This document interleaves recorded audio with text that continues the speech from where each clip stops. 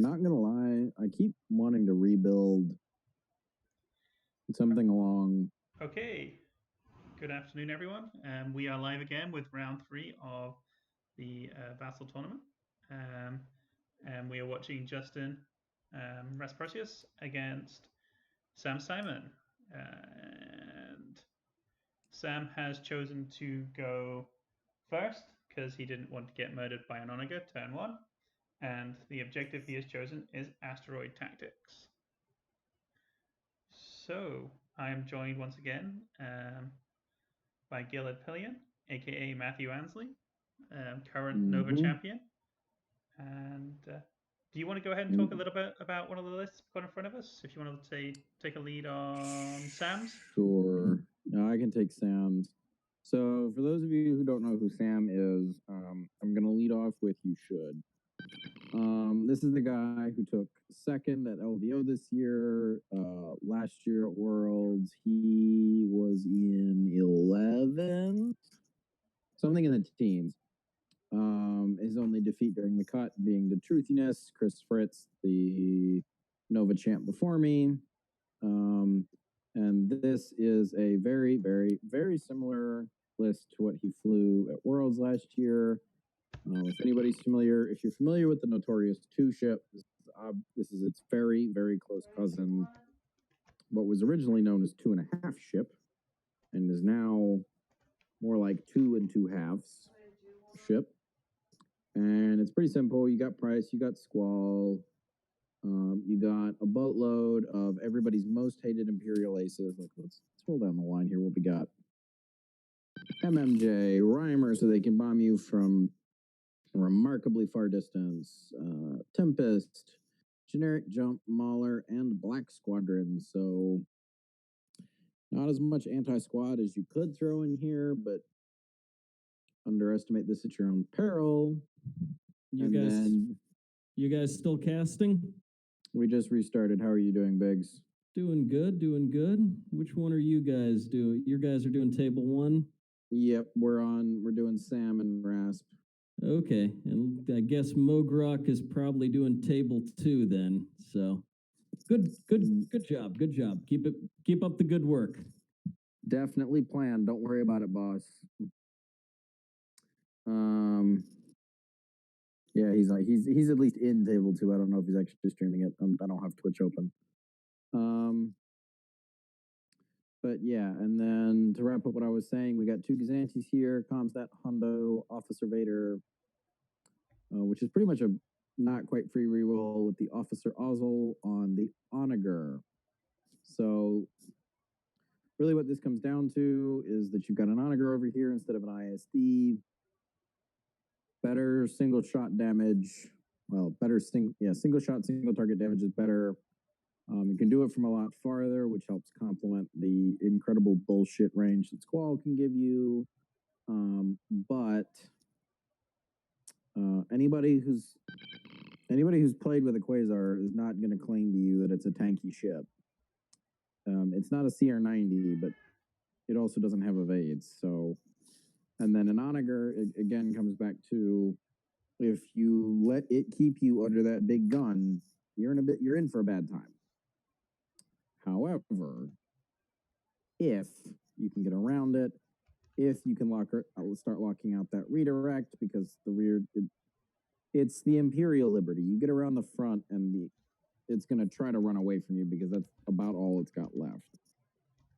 So that's going to be Justin's problem for this game, is that somehow, some way or another, through that thicket of Imperial multi-role squadrons that is loathed everywhere, even by those that play it. Once he gets through them, he just has to get through an Onager. What could possibly go wrong? Updates in about an hour and a half. Yeah, it's not going to be too fun for him trying to fight his way through that fighter ball and get ships on target on the Onager. I mean, the one thing he's got going for him is still Price on the Quasar. So that does mean he's going to be eating a face full of squads.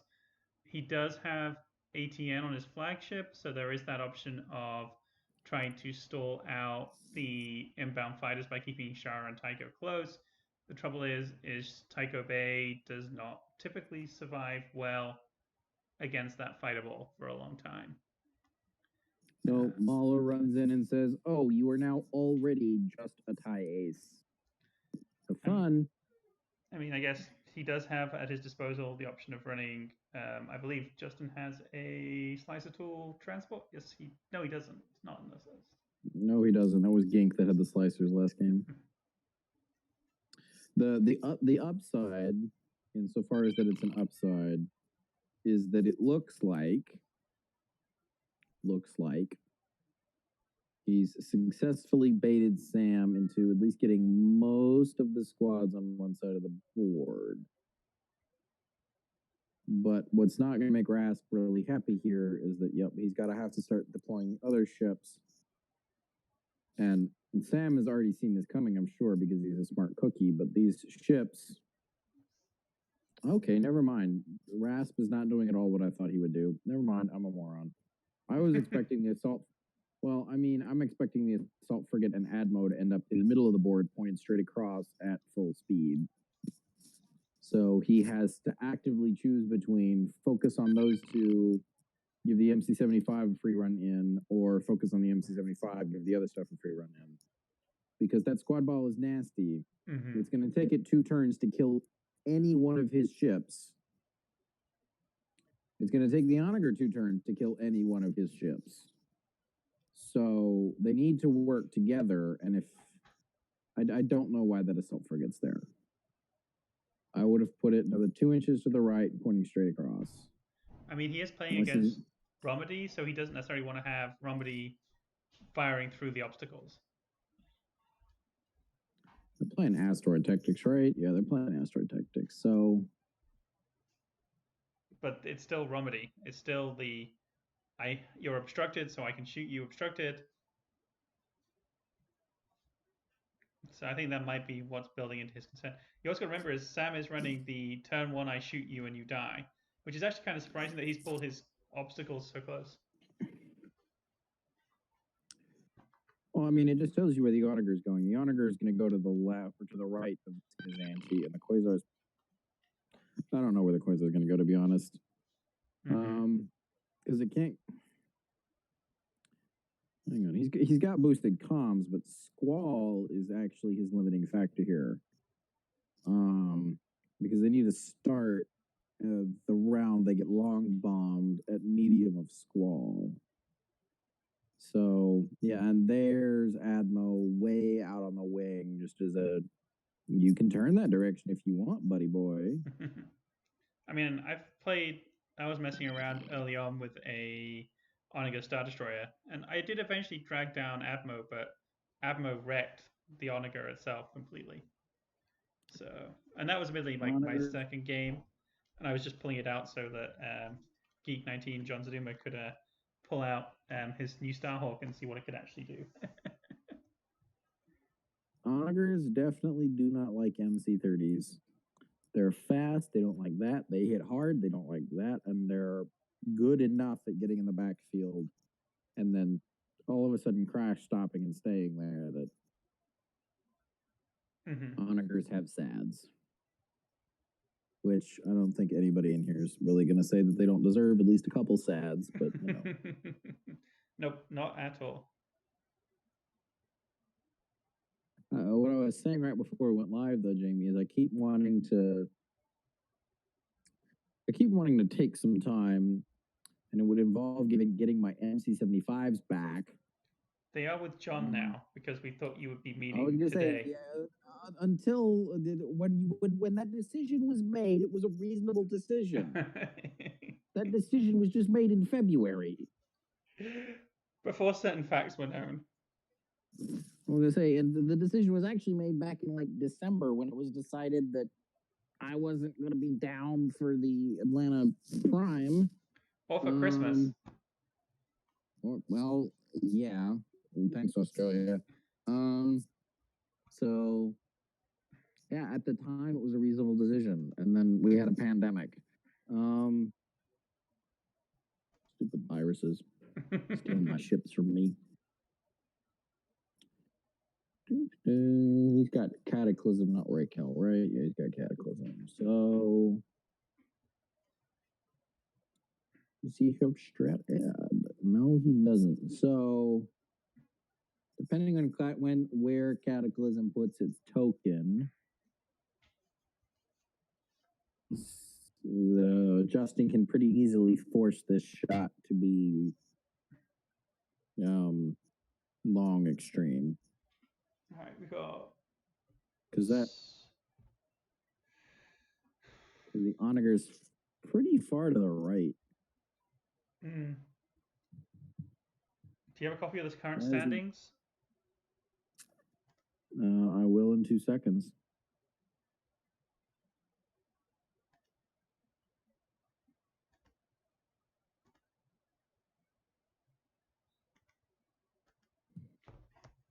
Hang on. Justin's on 18 points, 554 MOV. Sam is on 20 points with 773. So there's a question of possibly maybe we're seeing Sam play a little bit cautious. Guarantee his run for the cut tomorrow.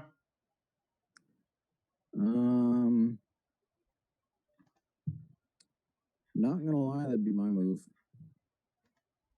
I mean, that is a move I made at Nova, straight up. That was my game 8. I was game 5 and game 8. I was just like, I'm on top. I don't know. Risk is bullshit.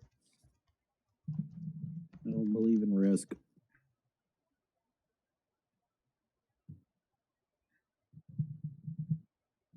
My concern with the counter deployment here is that, like, yes, the MC30 is no longer inside the Onager's turn, but everything else is far enough away. It's going to get a free pass for a fair while. I mean, the thing is for Justin is he's going to have to run through that entire fighter ball. And what's going to be key here is getting Admo on the Quasar and blowing up the Quasar. Because as soon as the Quasar goes down, there's only one rogue in that mix. And he can only fake one other rogue with Jendon. And he's got a really, really tiny bubble he can do that with. That being said, so those crit effects, though, I mean, watch Dave's game just now. I mean, those crit effects really did pile up pretty quickly on the Onager. Mm-hmm. If it can get there. Sam is aware he doesn't have to take a blank on Vernillion, right? Pardon? Sam is a blank on Vernillion. Yes, he does. But Vernillion is not set until when you deploy, after you deploy. But he's player 2, so he should be able to set it to whatever he wants. Yeah, it's going to come back to. I mean, I suppose technically he's not done deploying because he hasn't put M and M on the board. And there's M and M. I mean, I assumed. I mean, it's a U effect, so that should apply to the ship. Shouldn't it be when you deploy the ship? Hang on. I have my mouse over the card, so right. I see it. So technically, he's missed his timing on that, but I don't think he's missed the timing to have a die on it at all. Yeah, I'd do another redirect too. Because all those fighters. Yep. So when I was doing my early Starhawk builds, I actually had Expert Shield Techs as my second officer, as opposed to a strategic advisor. And then when I was running up against a squad ball, because I'm typically taking Concord as my title, I was taking Concord Salvo, the second. Right? Pardon? Yeah, Concord is Salvo. Right? Salvo and Speed 0. Mm-hmm. What was your first officer, Lando? My first officer right now has actually been Wellex because. Yeah, because the gate's actually a 25-point commander that takes up the officer slot too. So for those of you who are wondering what's going on, Sam has Admiral Ozzel as his officer on the Onager, and that allows you to make a free speed maneuver at the start of the first rounds, which is the slot we're in right now. So he is now placed. He does also have Hondo, so theoretically he can be placing his Onaga token out there for an early shot.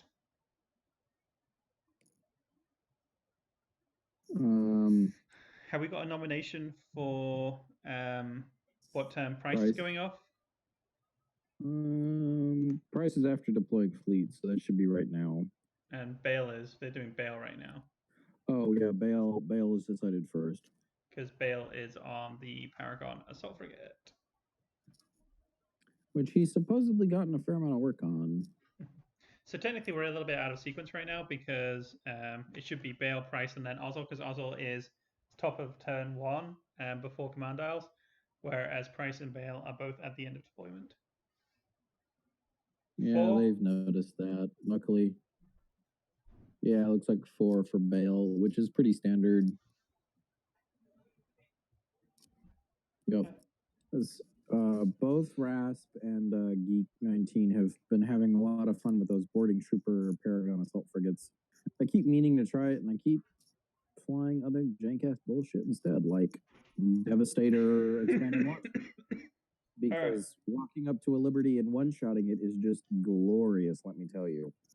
So Justin has actually changed his mind, and he will be bailing on turn 3, and we have declared turn 2 for Price. One thing interesting to note, it doesn't apply in this game because neither has boarding team Vader. But if they did, it would. They could theoretically cut off either one of those. No one has actually set a icon on Varillion. No one's caught that yet, that the dice has not been set. So I'm pretty sure that he doesn't intend to have a blank dice. I mean, and it's not really a problem for Sam. He's got, between Officer Vader and Officer Ozzel, Cataclysm's got a free mega reroll anyway. Yeah. So if he comes to a situation where he rolls a double on either a red or a black and then garbage on the rest, he can just go ahead and have Vernillion flip it out and then Vet Gunner is the whole thing. Mm-hmm. Which is why Vernillion is amazeballs. Yeah, I personally, she's generally my go-to, and that and Veteran Gunners, because I typically run the Star Destroyer, which has 2 weapons team slots versus, well, the testbed has 2 as well. Yeah, the difference is the testbed has a support team, which here is just medical team, and the SD has the turbo laser. No, yeah.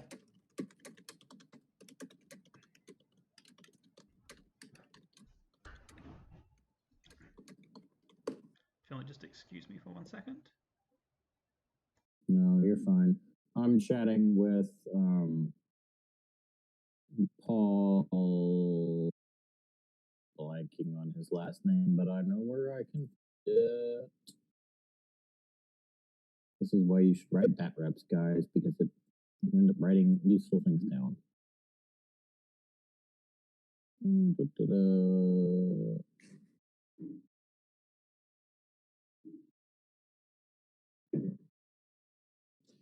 Tom, you're fine. Yes, it would make sense to do it at that point, probably. So. And there's the Hondo to power Cataclysm. Yeah, I can just call you PT, but I was going to look up your last name anyway.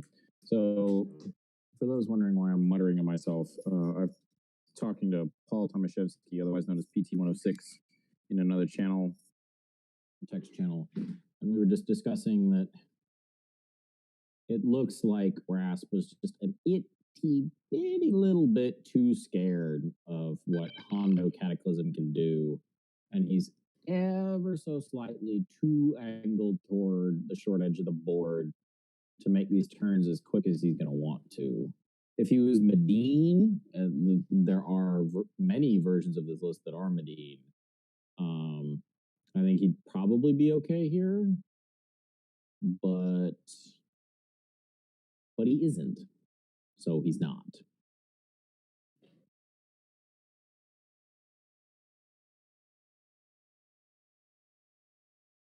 Jamie, you're off mute.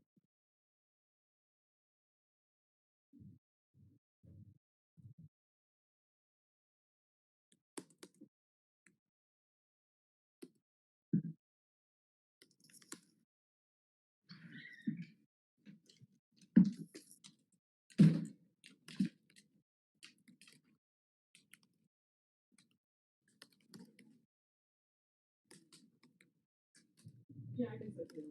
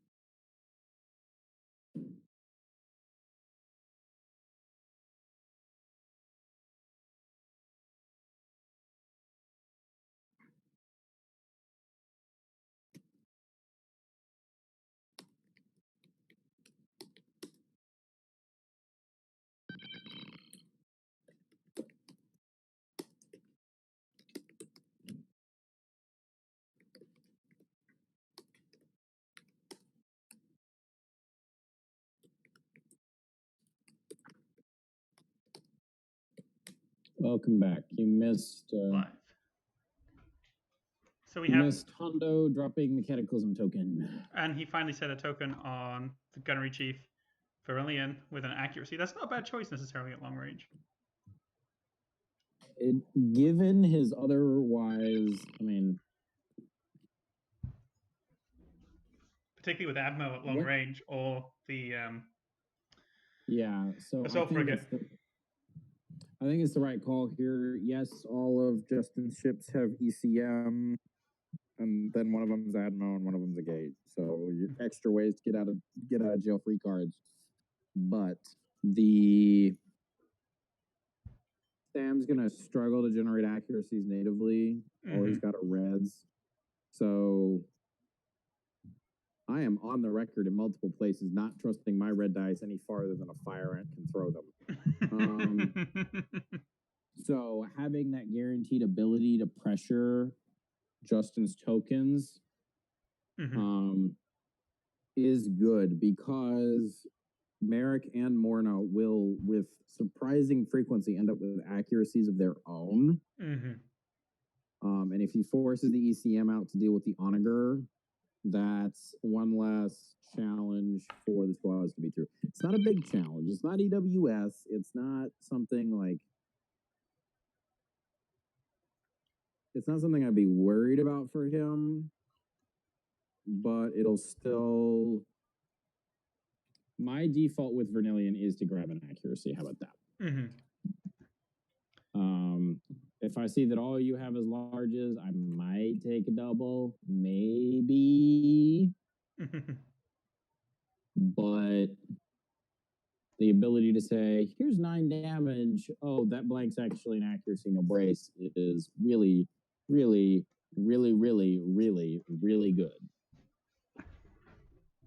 I mean, I've said this several times. That is the entire principle behind what my Nova list did. Is it would run up, Vader says, nope, don't have ECM anymore. Let me concentrate fire a blue and get lost. All right, so Sam's opening up the firing on Atmo. Let me go ahead and pull the dice up because I've got it hidden right now. 6 reds for 7 damage. I'm glad that's not my MC30. Well, it's going to be a little bit less in a minute because this is extreme range, so that's going to be dropping down to 4 damage. Yeah, then that's just off the evade. That goes down to 4. And then he can potentially Atmo to bring it down to 3 and then redirect. I'd be tempted. I'd be, if I'm going to Admo, I'm going to Admo the evade I just used. The alternative is he just eats it. Depends how much of his stack is nav and how much of his stack's repair. No, he dropped the evade.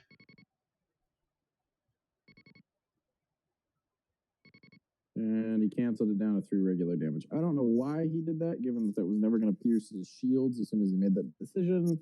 But I think I actually gone ahead and discarded the redirect and kept the evade because dancing around at extreme range it may be more useful. But I guess there's also squads inbound, so.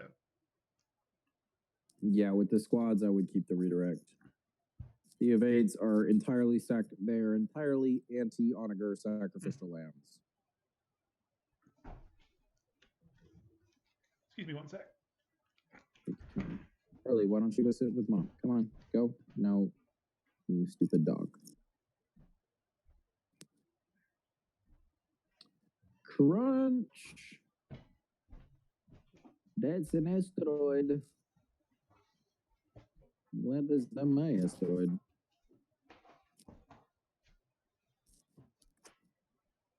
If Edmo's got a no, never mind. All right, it's back again. Yeah. So the Onager is on an asteroid, so I'm waiting to see what that becomes. Well, nothing, because it's asteroid tactics and it's Sam's asteroid tactics. Right. Never mind. So in that case, Harley, go lay down. Go lay down. That's the dog. Sorry. Oh, don't worry. I'm pretty sure dogs are easier to deal with than children. I have to work out how to have a conversation with my second eldest daughter about why there was only 1 1/5 of a 2-liter bottle of ginger ale in the fridge downstairs, seeing as no one was supposed to have drunk any of it since about Christmas. And that means someone's been sneaking down into the garage and stealing sips directly from the bottle. So that has now been thrown out. Better ginger ale than some things I can think of. That is fair. I will concede that point. I mean, and so because I don't think you saw it when it was when you had the range bands up on that targeting token, Jamie. It is out at the edge of long range for the Onager. I don't. Admo can hold extreme range pretty easily. I don't think Admo can get out of close of that token without just giving up its attack run. I mean, it can. I mean, the thing is, blue range doesn't actually have any penalty for Admo at this stage, because it's still extreme range, and he's not going to be eating black dice. So yeah, this is a test bed, not an SD. That's fine for him. I still have some. Getting out of that black is going to be a challenge. Not saying Admo can't do it. I'm saying it's going to be awkward.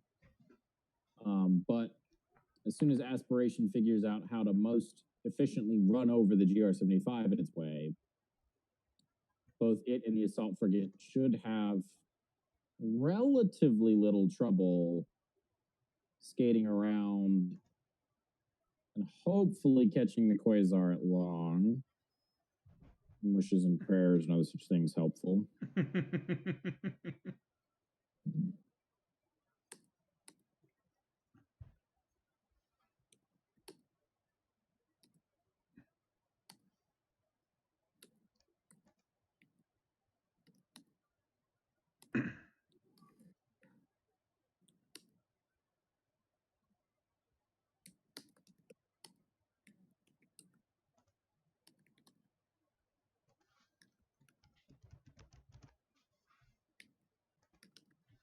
I don't know if he can get past that transport at speed 3.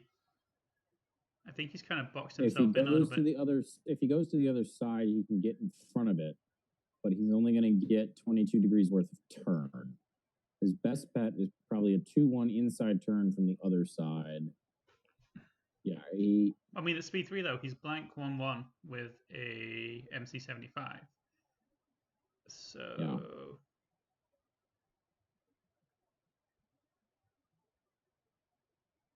Yeah, he's just kind of 1 blank, that would probably do it. 1 blank, he gets close. Yeah, this is a situation where Medine is just, yeah, I got this, no problem. I actually played Justin on Tuesday in my second Vassal game, and I had a... Ooh, he missed. That was tight. That was some flying there. Downside is Tycho is now overlapped, so it's going to be interesting to see where he goes. If he's going to put up Tycho as beta, no, he's going to put him in the back. I guess he doesn't want to have to worry about the advanced responder net. No, he doesn't want to worry about ATN. He's got price for 2 anyway.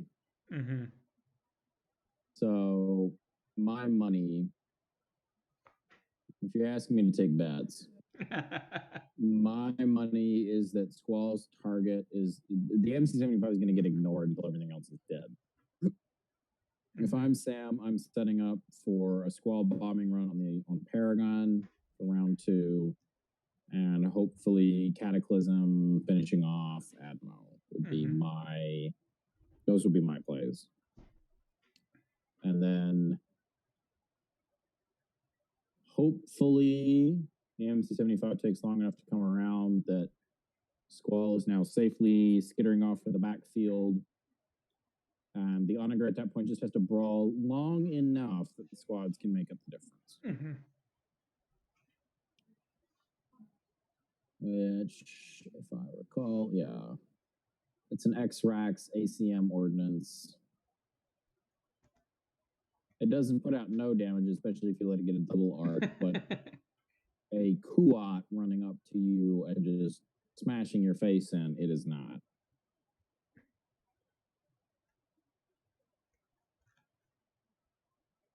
See how this goes. I'm glad this is not my tactical problem to solve.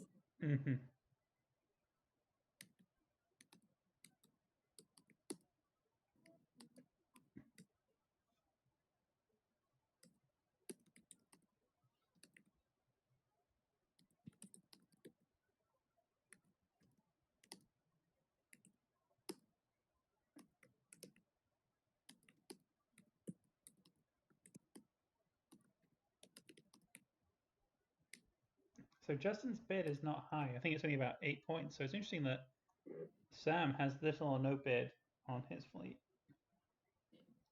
He got used to playing second to 2 ship with the interdictor list because that version had he had a bid like mine where it was low to mid teens, and it wasn't that he wanted a bid, it's that he ran out of things to spend it on. Like I think the interdictor version of this list, well, for starters, is down in the Casante, but I think it is literally every slot on every ship besides maybe the offensive retros on the Casante. Yeah, and it hits so hard. He had an 11-point bid with that. Nobody quote me. Something in that range. But because he had an interdictor, Sam got a lot of practice flying 2 ship in second player mode because he would use craft shift reroute and be like, oh, look, we're playing station assault. Oh, look, they're already under the interdictor. What a crying shame if I have to repair 2 hollow around. Whatever will I do? Woe is me. Yep, that's what did for me with my Radis list with the Chammerhead when I played him. It's just like, oh, look, that's my station, not yours. Please leave. And that's what makes this list interesting to me. My opinions on 2 ship are documented, and they're not never intended to be aspersions on the characters of the people who play them, but they're unpopular for a reason. So here's one thought. I was thinking about it more about Admo's future positioning. It's worth bearing in mind that Justin is first player and Sam is all gone now. So theoretically, Justin can dance in a close range of that token and then dance out of arc. Yes, that may be his best chance. The challenge then becomes ending that run. So, I mean, it's Admo, so it's not going to end that run with a shot.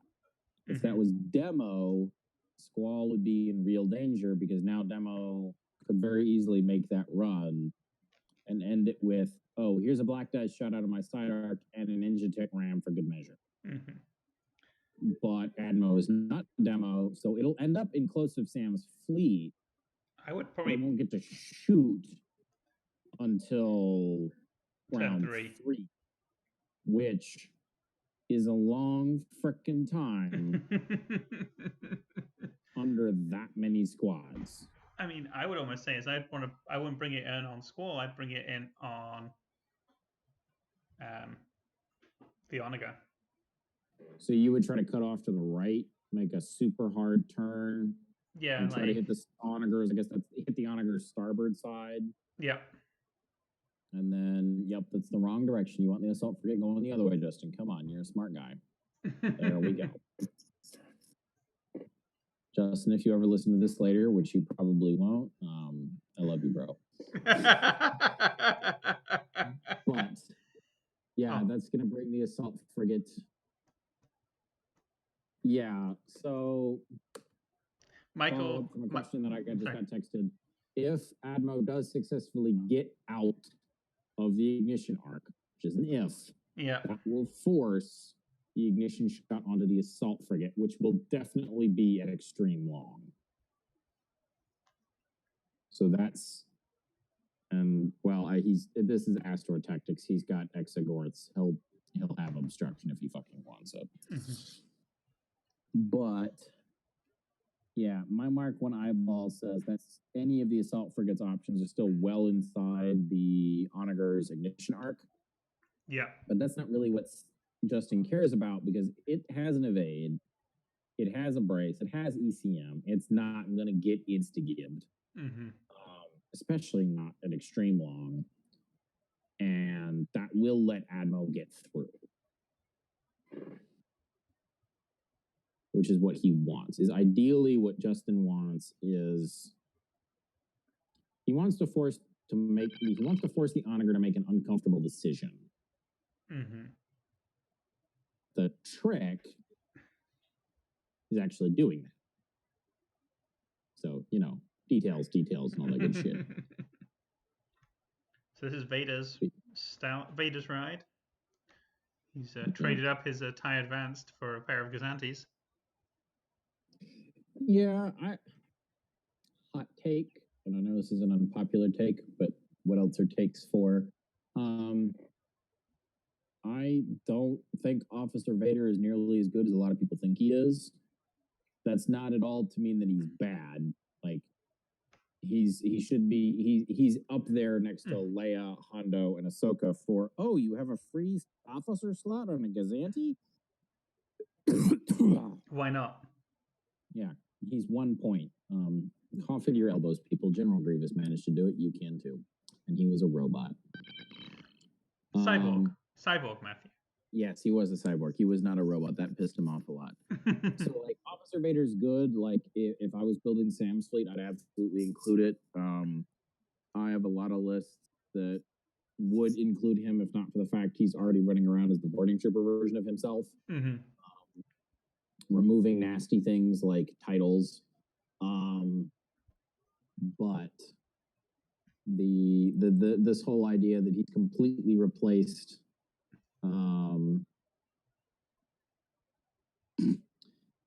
Mad, I'm wrong a lot too, but I can't tell you how many different people told me that Thrawn squad list was a dumb idea and that my Nova list needed slicers or something else. Eric, I don't think you're wrong either. I just haven't practiced it. Here as I go pissing off the vast majority of competitive players. But I think the idea that he's replaced his commander counterpart, nope, there you go. Come on, Justin, keep going. Other direction.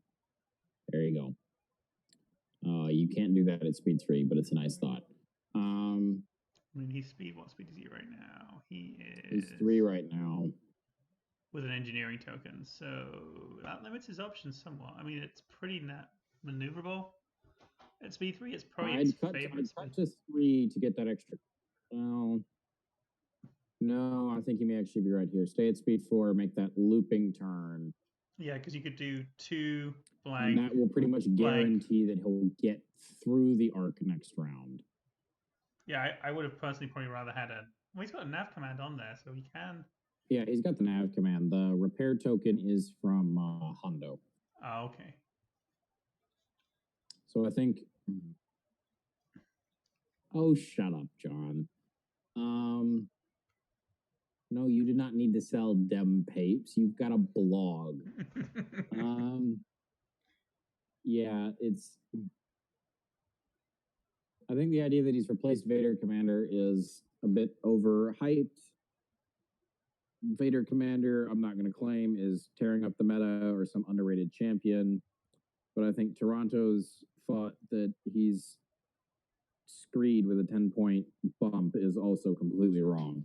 So go ask CJ how he feels about Vader Simoons. and get back to me.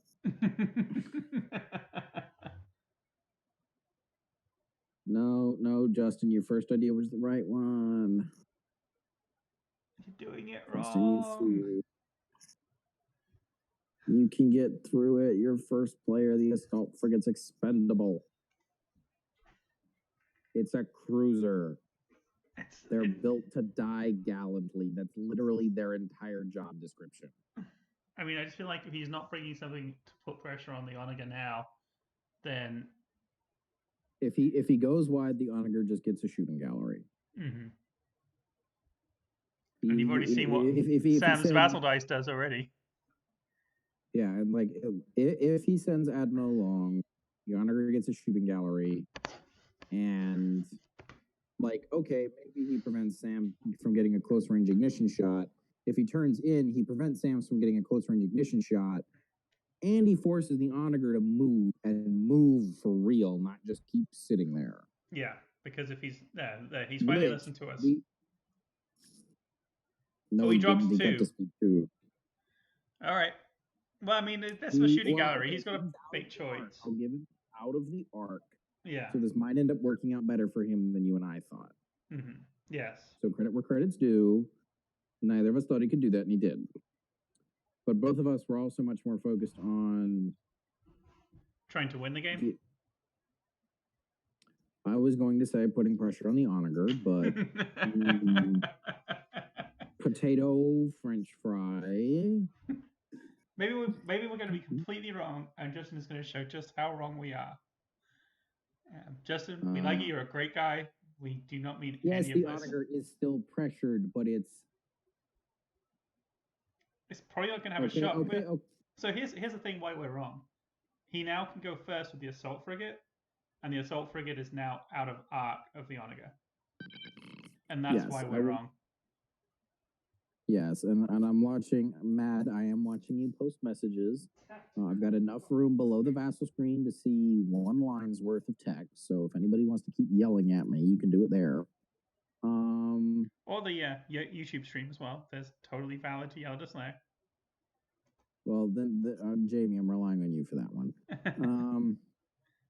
My one concern here is that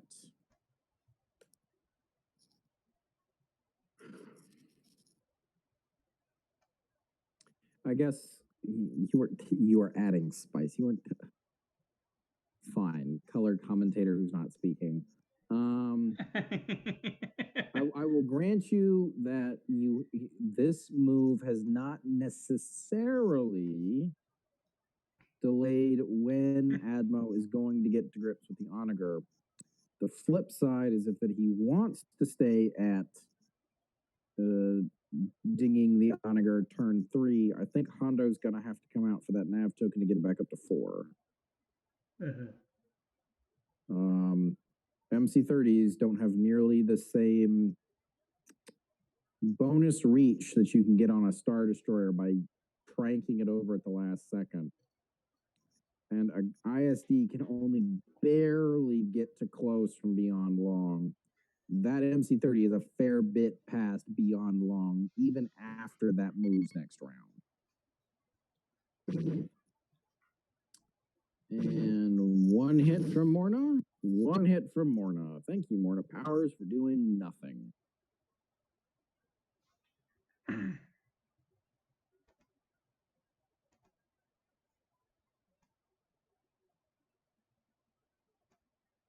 And Jindon says, do it again. Wait, no, Jindon doesn't say do it again. Jindon is distance 2, and Morna is distance 3 of Jindon, so Jindon's going to have to not say do it again. Just be in position to do that next round, details. If I'm Justin, I really hope I've got a squad command dialed up on that assault frigate, because I don't need a nav to escape that ignition arc. And I'd really rather have those A-wings do their job and die slowly. There's still Dengar to worry about. So he's going to have to kind of spread out to limit the Dengar benefit. Yeah, but he's going to have to spread out anyway because the Imperial squads are all over the frickin' map. And that goes back to that Okay, so he forces out Dengar. He still forced out a squadron activation that's no longer bombing him. Mm-hmm. So, like, I don't see a net loss there. Like, oh, I had to move intel forward. Yeah, you had to move intel forward. You would have rather have Tempest go in and bomb than because let me scroll out. Yeah, so I'm skeptical either of those Gazantes can reach Jendon. Yeah, because neither of them have boosted comms. And neither of them have boosted, so they can't reach Jendon. Interesting. Which Sam's means if Sam wants to activate everybody, the Gazanti on the left has to do Dengar, which gives Justin even more time to react. So here's a serious question: does Sam have a RAM issue in that? Can he get? Because looks like the Quasar is at speed 2. It's at 2. It can jump in front of the Onager. I don't think it can clear it. It does have. Hang on, it's got an nav token. It can probably get through, but it has to go last. I mean, that's the thing, is that it's bookended to go last this turn because it's price turn 2. Yep. And the other challenge here is going to be depending on where Admo goes, if Admo tries to predict Quasar as opposed to just diving in on the Onager like the cruise missile it is, it's a very... Rasp can fairly easily play aggressive, put Admo off the Onager such that he's getting a double arc, and block the Quasar, so we have a nice little Imperial RAM problem. Because Justin's already up an activation on him, and Price effectively makes him up 2 from the point of view of every other ship than Price.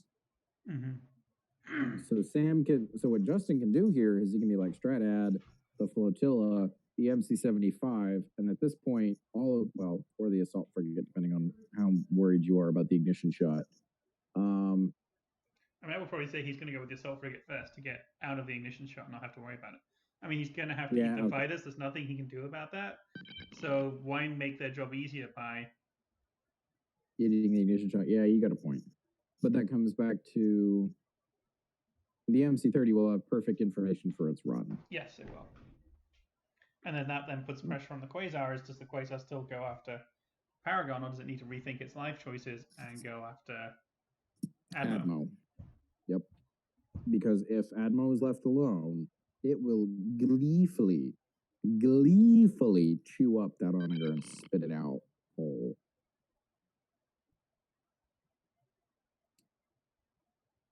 Who is going to donate their command stacks? Assault Frigate has a nav. So it looks like we're getting some things right. And he's got a squadron token, so Tycho says, it's been nice knowing all of you. Here we go. He's just locking down Morna. Interesting life choice is interesting. Well, to be fair, locking down Morna is a big deal. I bet what he's trying to do here is he's trying to make it... It's going to be pushing the edge of Dengar's ability to reach out and intel Tycho. Hey, 1 second. I'll be back in a sec. I make no promises to fill there, people. And here comes the flak. Hit Morna down to 6. LTT says, let's do that again.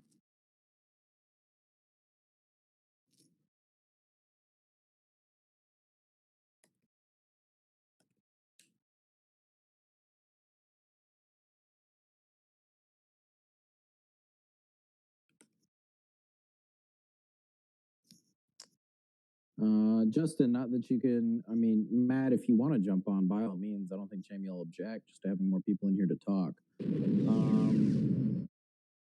Yeah, that's what I would have done, Justin. 2 blacks. Force Morna either take 2 more or blow her brace. Which Morna, so she doesn't really care, but she is now down to half.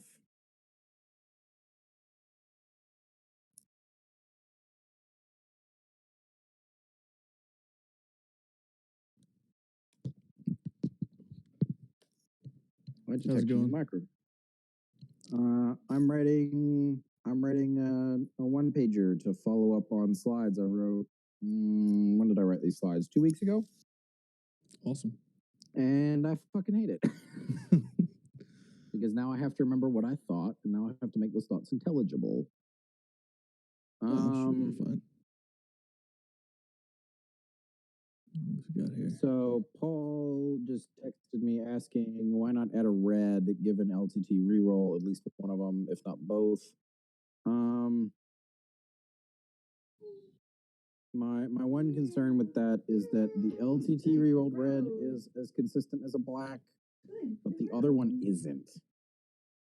So if I'm picking colors to add here, I would actually probably have made it a rainbow and then rerolled the red if necessary. But I think how is Morna back up to 5?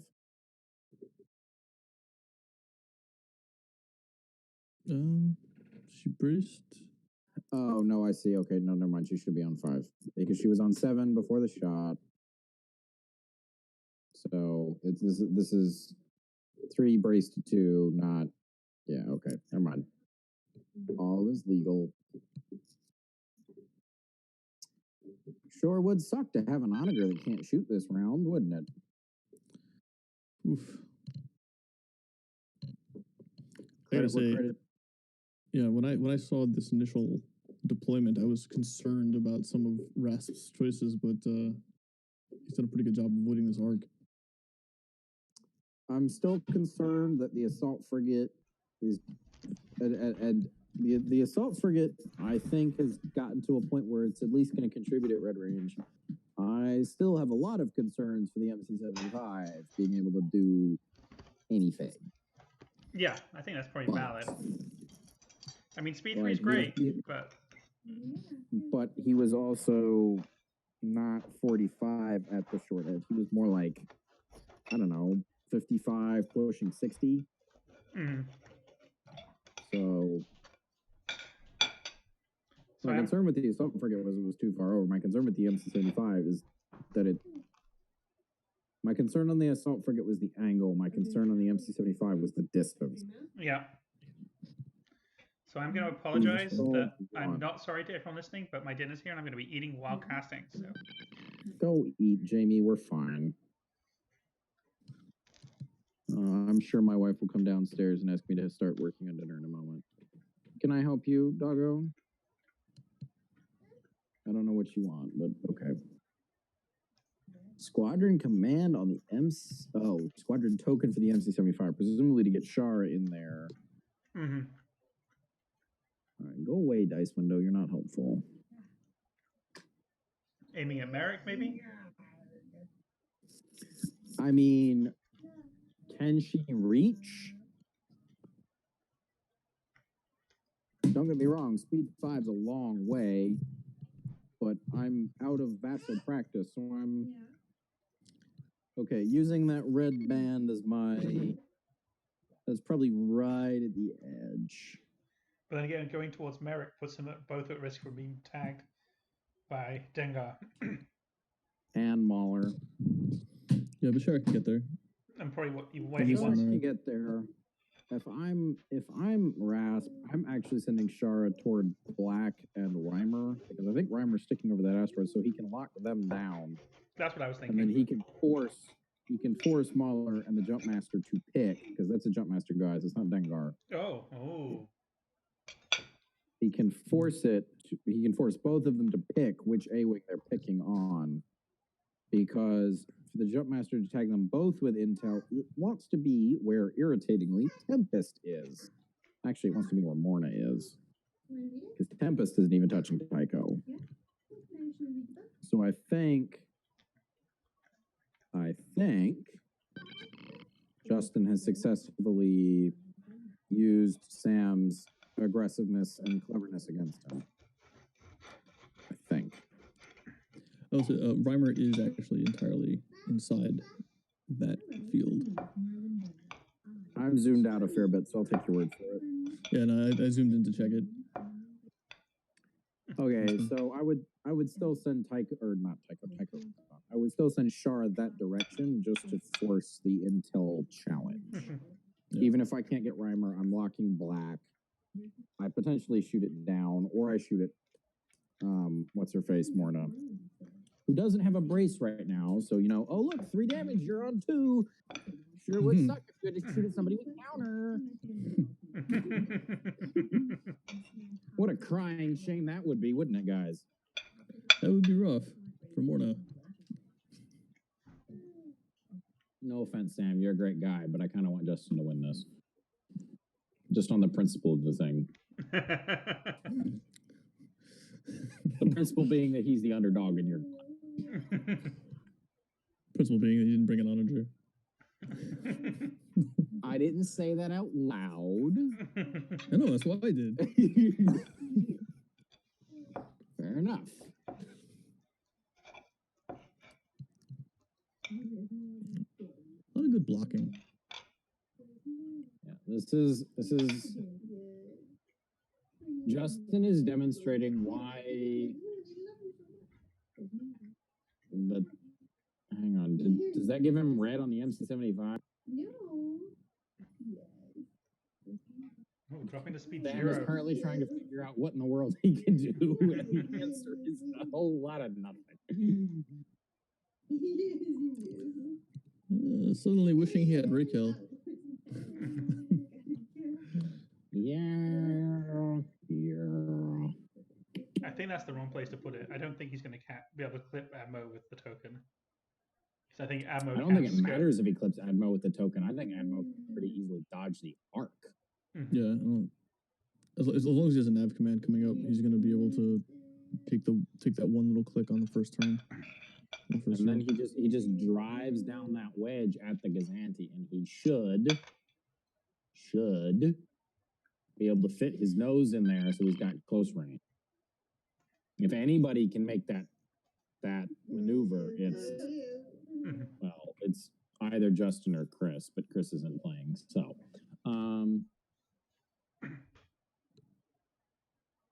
he's yet again going to regret not having. Oh, he did not Hondo himself a nav token. This is going to be.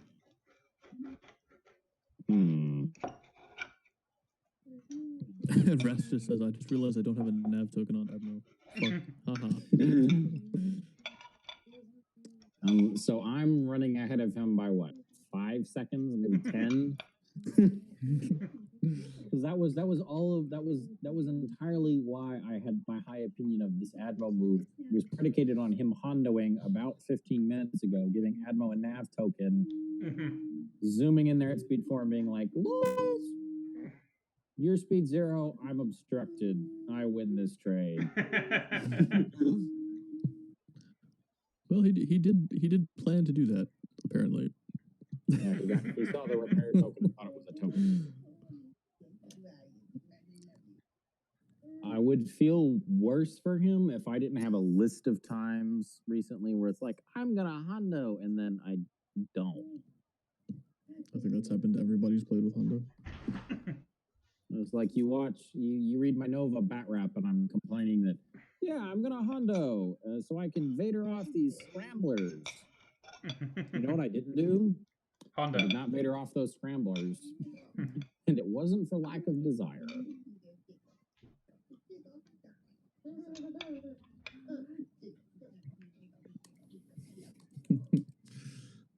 Poor Rasp. Maybe this will just be another indication of, yeah, you see how good that would have been, Justin? You see how good that would have been? You would have been right in there. Oh, look, I'm first player, eat a bunch of black dice. I'm out.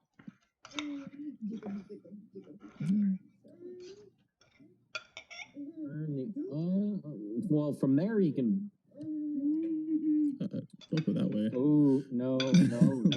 you should. I was actually thinking think go you towards the should. Gazanti and try and kill the Gazanti. So, I can get a black range of it. Paul agrees with you.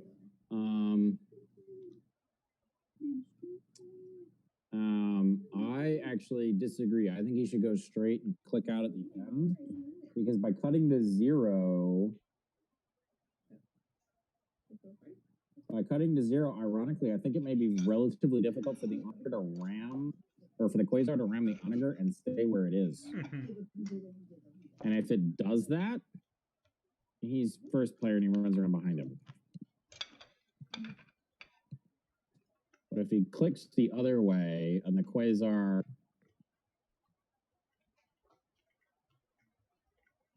I suppose Sam could slam to 1 and then ram. And then Admo just runs away giggling like the little shit it is. That's usually the plan, yeah. He's turning to go murder the transport. I don't blame him. Does he have H9? Oh, but he's caught. No, he's catching. No, he's going to catch the orc. This is going to be close. This is going to be millimeters. I don't think he's got it. This is. I think it's going to be millimeter. All right, flip it on. Come on, one of you. I don't know why he faded that. It's into the rear arc. He doesn't have line of sight. He doesn't have a double arc in the Gazanti. That's not the interesting question, Justin. The interesting question is how fucked is Admo? Darth, Pretty. Cat Yoda says very. If you didn't hear him in the background. Who says very? Cat Yoda. Wow. He just walked in.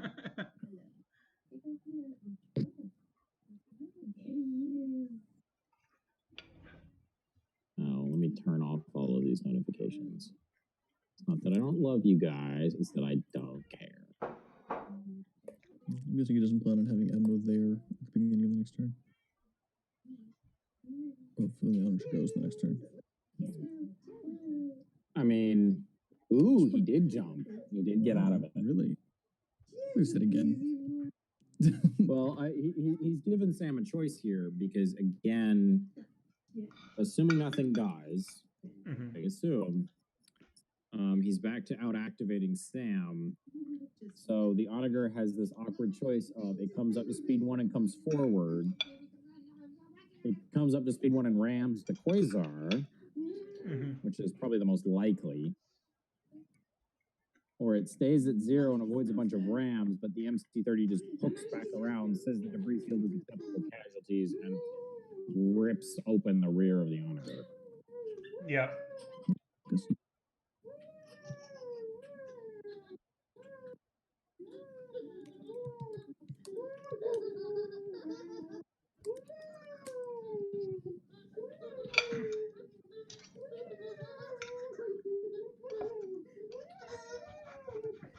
Jamie, do your children have friends over or something? That's just a lot of small children. I actually have no children here. No, that's sorry. That's my wife and child. It's fine. Okay. No, it's fine. I was just curious. I automatically assumed Jamie, and I was just like, that sounds young for his youngest. But, we're gonna go with it. I mean, Matt has been there when we've been live streaming, and Meg runs in and says, "You're live streaming," and then tries to get in front of the camera. It's like a reflex. I'm going to switch to push to talk. Ginkapo on one of the Discords. Quick tip: don't ram your own MC-30 to death. I mean, that's a tip. I want to do it the easy way. Let's see here. Jurass apparently got some arrogant bastard ale.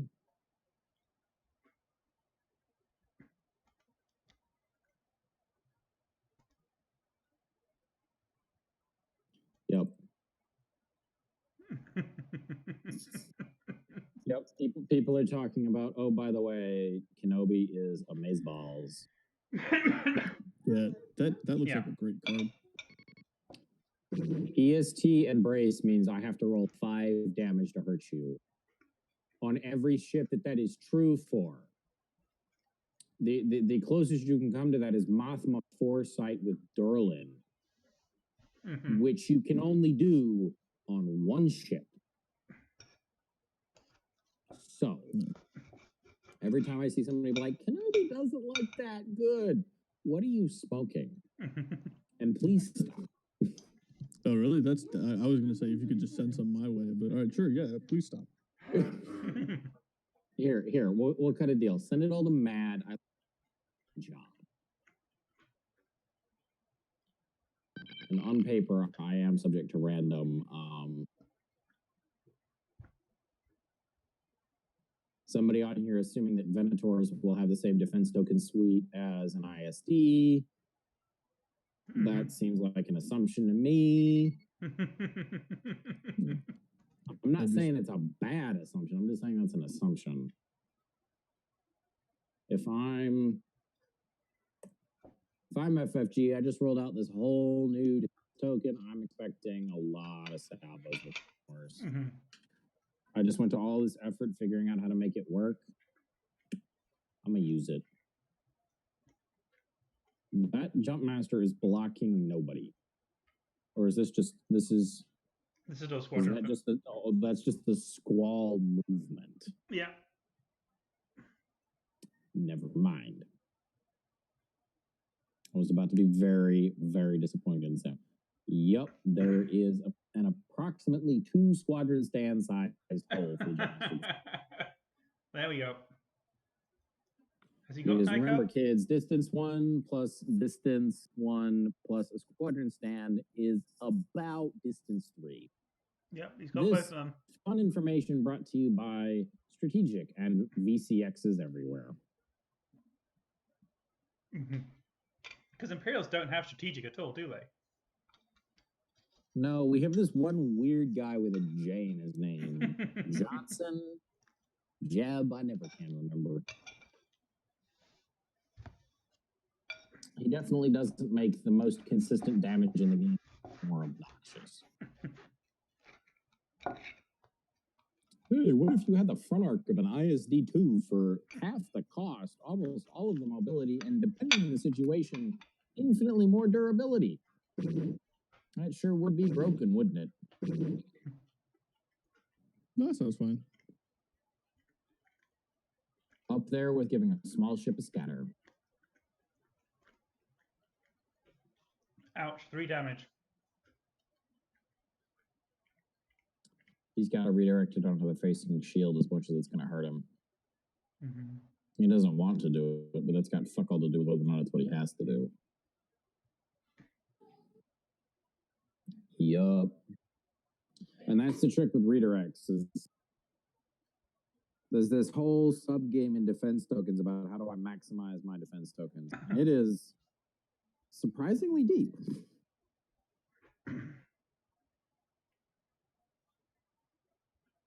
Squadro number 3. Does this squall have expanded hangar base? I saw the token. No, it just has boosted comms, but loads of things. Okay, so he's got 2 more squads.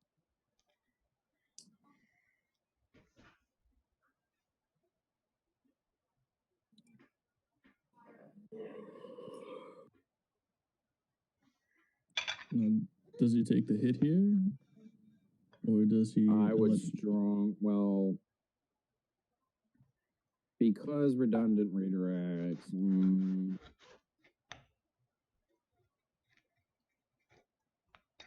Taking the hit here is the conservative option. I'm not sure it's the best, just the conservative one. But because of how this is now set up, Merrick and Jendon don't need to be activated to shoot. So his 5th activation can be one of the TIE fighters that otherwise would have done Jack Squad.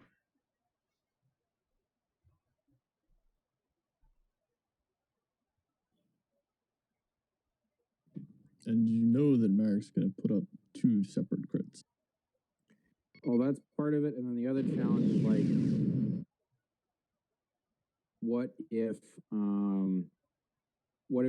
so he did redirect, but what if Rammer had rolled a hit crit here? Now he's only got one shield over there he can redirect to. I think you discard at that point. Yeah, he took a Yeah, damage. you probably do discard to block a pair.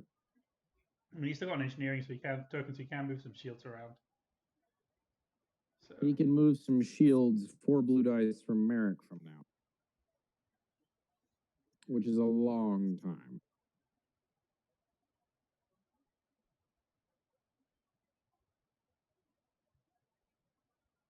Yeah, Sam's doing the same math as me. And Mahler says, "Hey, look, you A-wing aces. You're tie aces now." ouch. Splat, splat. And then Mahler.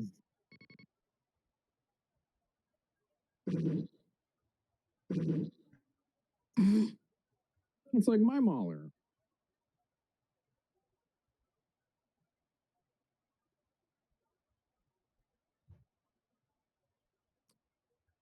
So that's 2 to Tycho, 1 to Shara.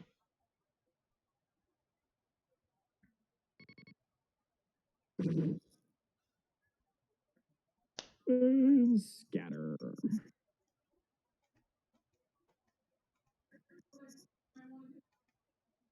All right, guys, bets. Does the Quasar actually ram the Onager here, or does it take a risk and go forward? Honestly, I don't play enough 2-ship. I'm going to say that it probably... I think probably Well, moves it's not forward. accelerating. There's no damn way he's doing that. Maybe it is. Okay, you just continue to make me a liar, Sam. I think he figures he can probably take 1 shot from Admo and then leave. Mm-hmm. And there's and no then one he's on gonna that do- side of the Admo's table. the one doing the leaving, but yeah. Or circle around to the left, staying away from the assault frigate.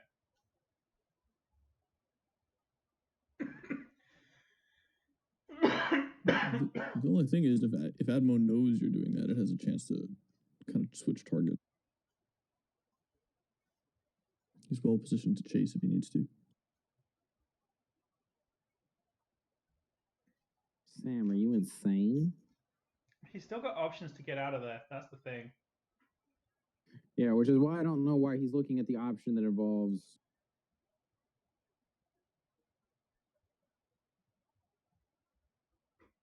He's looking at that because that should ram Admo, then ram the Onager, then ram the Onager again, and keep him there, but with enough speed that next round he can actually get out. Mm-hmm. The flip side is that he's trading paint on the Onager and the Quasar. Neither ship exactly renowned for having excess durability. Mm-hmm. See, like that's probably not gonna ram Admo, and even if it does, he should clear the Onager at the 2. Or such would be my estimation from where I'm sitting and zoomed. He's going for it, ladies and gentlemen. Is my Mark 1 eyeball worth a damn anymore? Oh. That's not how that works, Vassal. Come on, get your shit together.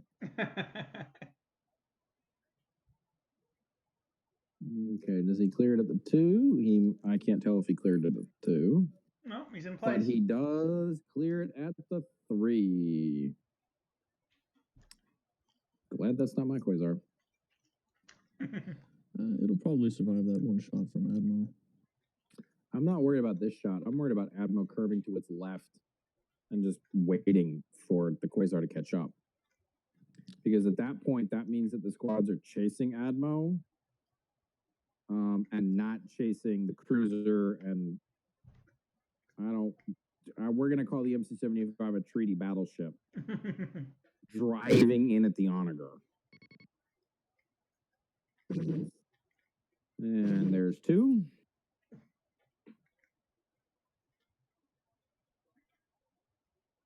Below a redirect, take it all on the shields. Mm-hmm. Yep. It actually looks like he discarded the brace last turn. You mean in evade? Evade, sorry, yeah. No, you're good. And Jendon says do it again. Ouch. So yeet the redirect to block the crit. Take the one. Better than taking a face up.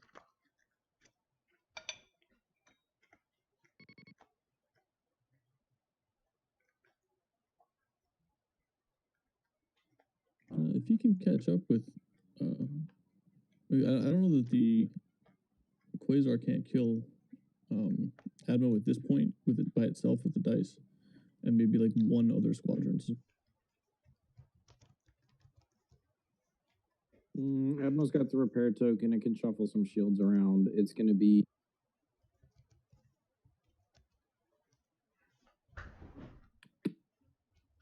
It's going to be close.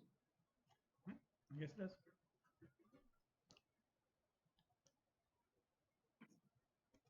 It's close enough that if I'm Sam, I'm not squalling one squadron that direction.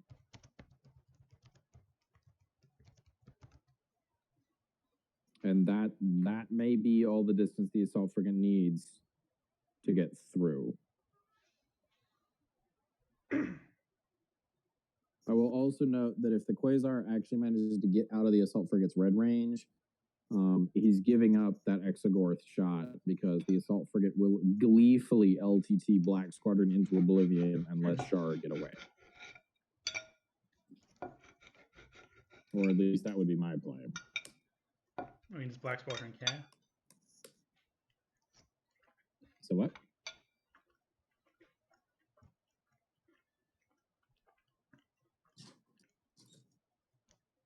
I mean, Black Squadron is very much as a sacrificial lamb. I mean,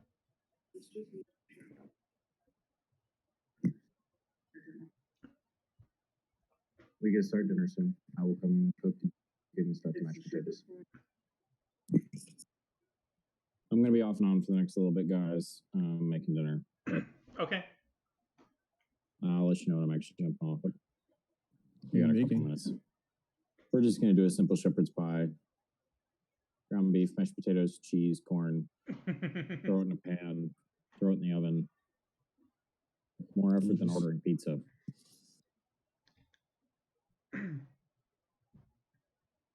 You were gonna say something, Mad?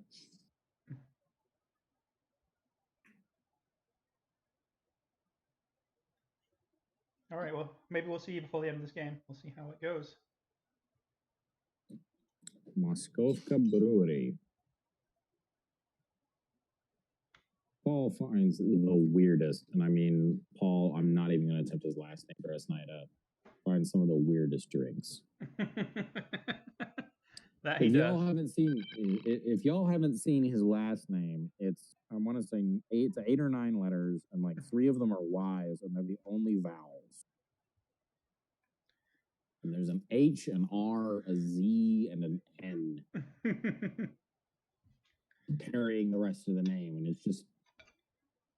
I mean, someone who still can't spell his mother's maiden name. I'm glad that's not my last name. I'm sure if I saw it in the original Cyrillic, I could take a stab at it.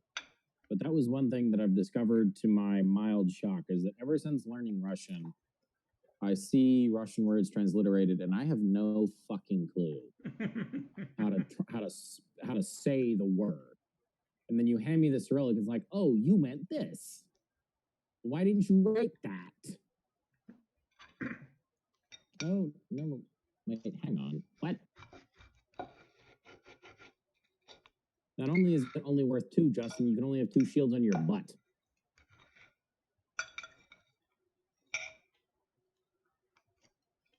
Yeah, what Sam said.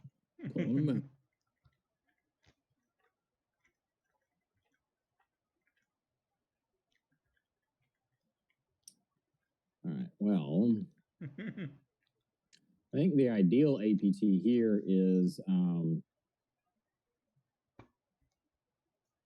projector misaligned or shield failure are equally deadly. Yeah. Well, you can always redirect the other way. Well, he's got to declare the zone, so Ras can immediately follow up and choose that zone with shield. The alternative is that If he pulls a comms noise, he can buy Admo a moment's reprieve by flipping off the squadron command that'll have those things chasing Admo. Actually, projectile misaligned doesn't help him at all because there's 2, 2, 2, and 2, and Sam just picks the one he's not been shot. Yeah, and the one he's not redirecting to. Yeah, so he either wants comms noise or shield failure. Yeah. The shield failure is effectively 2 damage, whereas structural is only 1.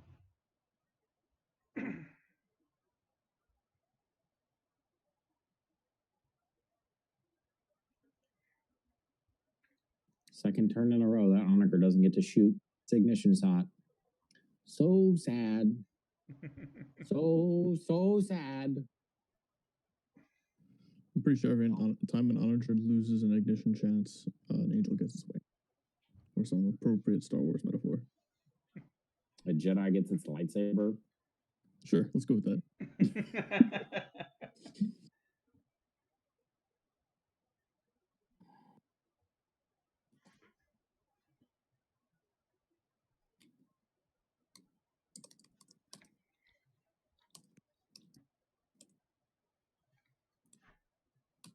Did somebody lag out?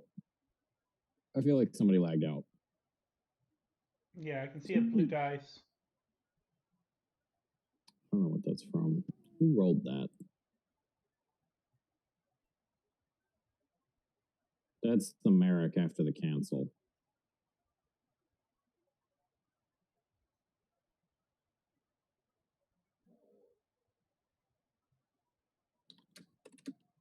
He still got Lando left. Well, that's good. Yeah. Well, I think he was back. holding. Oh. So what? Oh, they're back. He's not shooting the Quasar. I am flabbergasted. Oh no, or is he being indecisive? No. Shoot the Quasar. So my point of view is like he has to go for the table. Murdering the Gazanti doesn't do. Oh, that's really good. Well, the black dice aren't.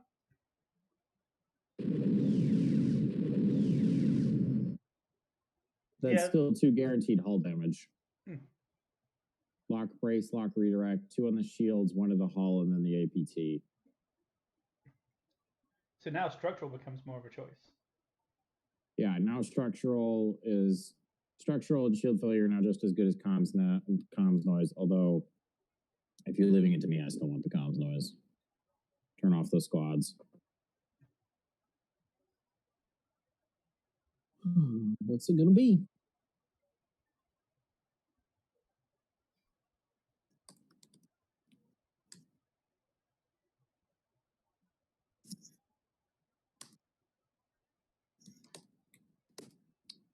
Comms noise! Ooh. Oh, wow. That may be a game winner, ladies and gentlemen. So there you go. There's the text for comms noise. My prayers were answered.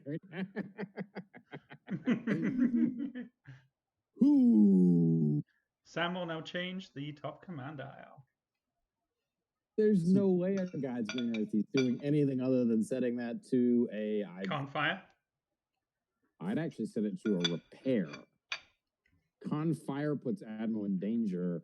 Quasars can only do repair 2. That's a shield. Okay. That's a Or valid you choice. can go with your school of thought, Jamie. I mean, Confire is the worst command of them all. Until you've got 15 of them for free. And by free, I mean 32 points. Yeah. That card flipping up is definitely why it's important to sacrifice a goat to RNGesus every single day before you play. At least 1 goat. I mean, he's not a greedy deity. Just 1 goat. They don't grow on trees, man. No, they eat the trees. Given the fact that he's facing Romedy, I actually think you're right. I think engineering was the better choice. So all of a sudden you're looking at maybe 3 dice out of that? Yeah, it's going to come down to, can Admo loop around? I think Ammo's playing GTFO. I mean, I don't blame Admo for GTFOing. But if Admo, the challenge for if it chooses to loop, its goal is to loop in such a way. I mean, here's the thing: he's got it's 2 out hull of left. the Quasars. He needs to get to long range of the Quasar. That's what he needs to do if he's staying in. Oh, he's 3 hull. I was right. He did need 3 hull. 3 hull, 2 shields on the butt. I mean, and that's the other thing, is that maneuver right there is not, that is both a GTFO if he goes up to speed 4 and a threat to the Quasar, because the Quasar cannot turn to starboard. If it turns to starboard and fucks up, not only is it now in close range of Admo, it is in close range of an Admo double. Mm-hmm. And that back arc can still trigger APT. Yep.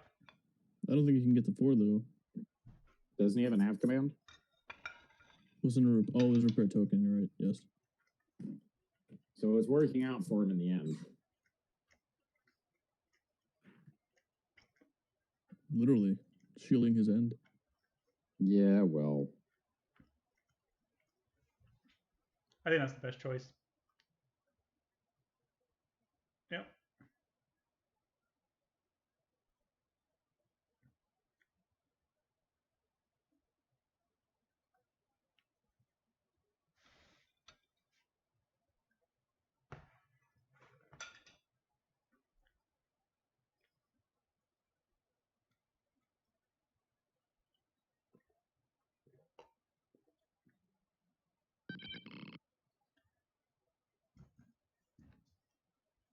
I said it before and I'll say it again. This game is proving the value of subtlety. Did he flip on?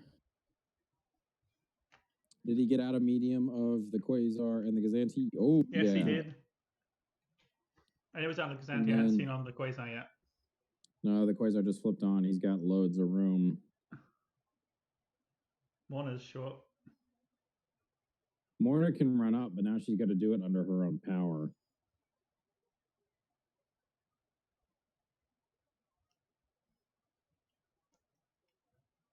And now that he's out of range of Squall's guns, he's got to commit more squads to bring down Admo. And now all of a sudden, the assault And frigate. now all of a sudden, he's got room. The Quasar, and I'm calling it a treaty battleship, have a lane. What's a what do you mean when you say a treaty battleship? For those of us who don't speak naval history. So in the 1920s, there was arms limitation talks, and the Washington Treaty was the first one, and it limited the weight of battleships, and you could have no more than X battleships of a certain weight. Yes. So, and then there was the so the Washington Treaty was 1922. So before carriers became a big. Before people realized what carriers were going to be capable of, Yeah. They were also limited by the treaty. Because they didn't want people to build carriers and then turn them into battleships. Because that's what they thought they would do. Because ooh, that is a double arc for no, Admo. it's a single arc. It's a single arc that. I had the when he it's had the at least a single. Yeah. I'm glad that's not my Quasar. How about that? We're gonna continue with the theme. Yeah. It's a single arc. He doesn't have the butt shot. That's rough. But to answer your question, Mad, so the second, it was the Washington Treaty in 22, and then there was the London Treaty in 1930, sounds right? Yeah. Long story short, the Washington Treaty banned building new capital ships. The London Treaty lifted the ban, but imposed some pretty severe limitations on ships of all sizes. Yep. Although the Washington Treaty also put limitations on smaller ships too. So the net result is you have a generation of battleships that are known as the treaty ships. For the U.S., these are the North Carolina and South Dakota classes.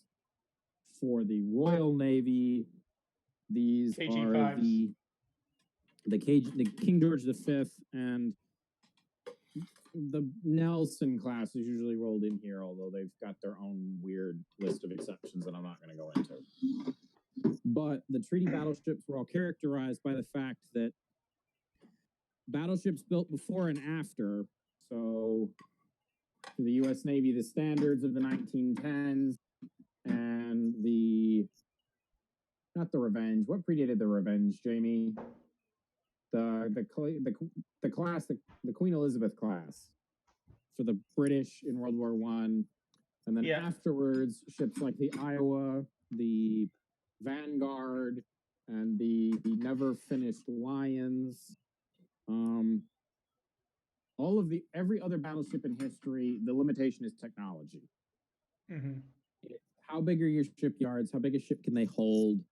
And then how big is the biggest gun your engineers have developed? How thick is the thickest armor? And the engineers would design whatever the constraining metric of those was. The treaty battleships, the tonnage limits were low enough that they superseded any other metric. So the British, with the KGVs, built a battleship that was very well protected and had okay firepower. Because they had 14-inch guns. Because they went with smaller guns to save weight, and they made up for it with some relatively high-tech, for the time, improvements to the shells. And fire control. And very better fire control. We both did that. And then we went the other direction where the North Carolina and South Dakota classes are, by pre-existing American standards, probably slightly under-armored. And they did that to buy range. They did that to buy speed, because they were incredibly fast by American standards at the grand old speed of 30 miles an hour. And to buy 16-inch guns to the British 14s. Mm-hmm. And then 1934, 35, 36 happened. Everybody realized that maybe these treaties aren't the best idea when several countries are just ignoring them. And Japan and Germany being the two major culprits. And then they just started building bigger ships. For us, it was the Iowas. And then the Yamato class also went back to the design constraint is your shipyard. What can your shipyard make?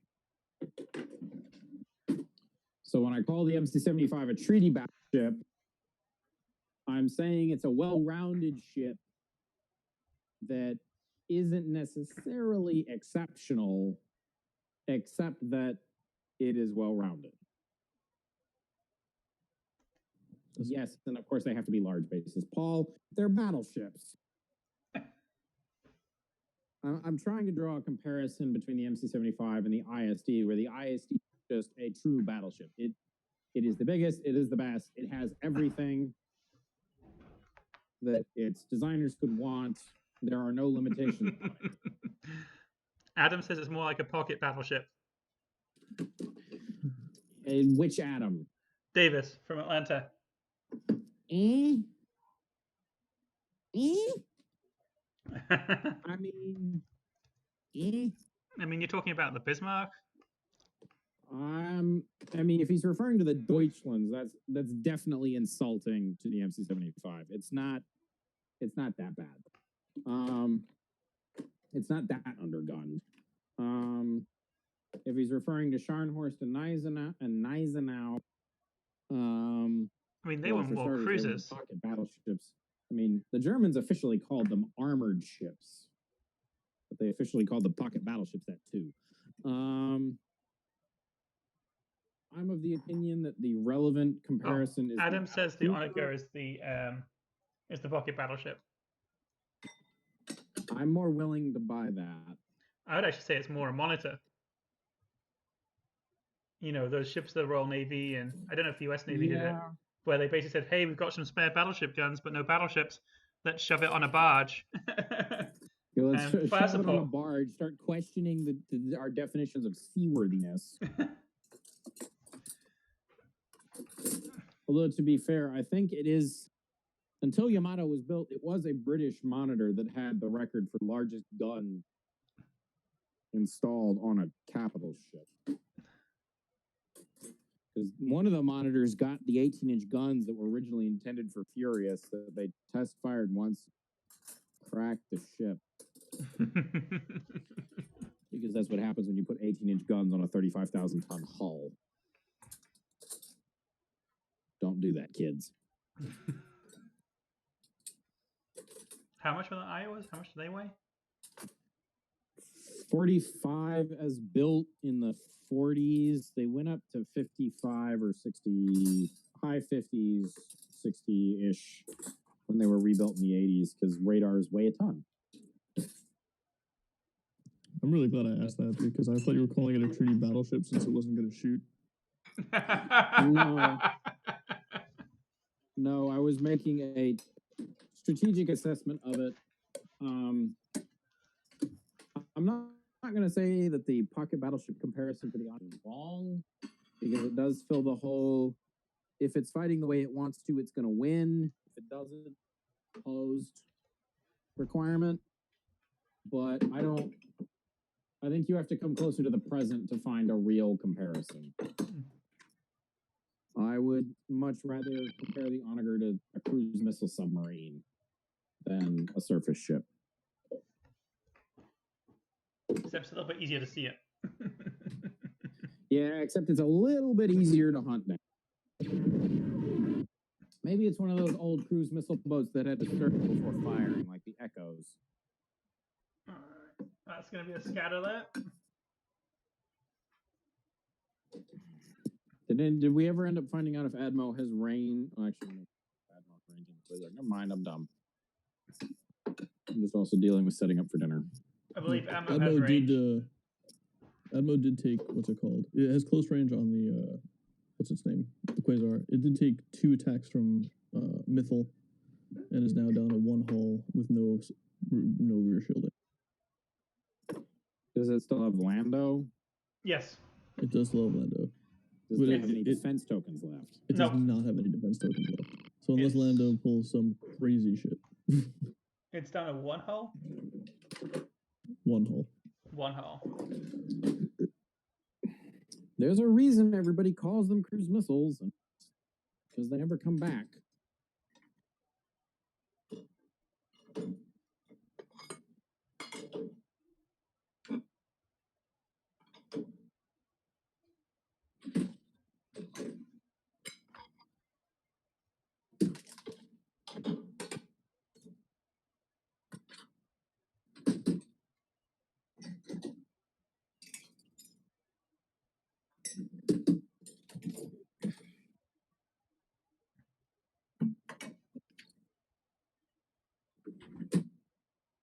So which one is up next? The assault frigate or the Mach 75? Which one of them is in range to shoot anything or get shot back?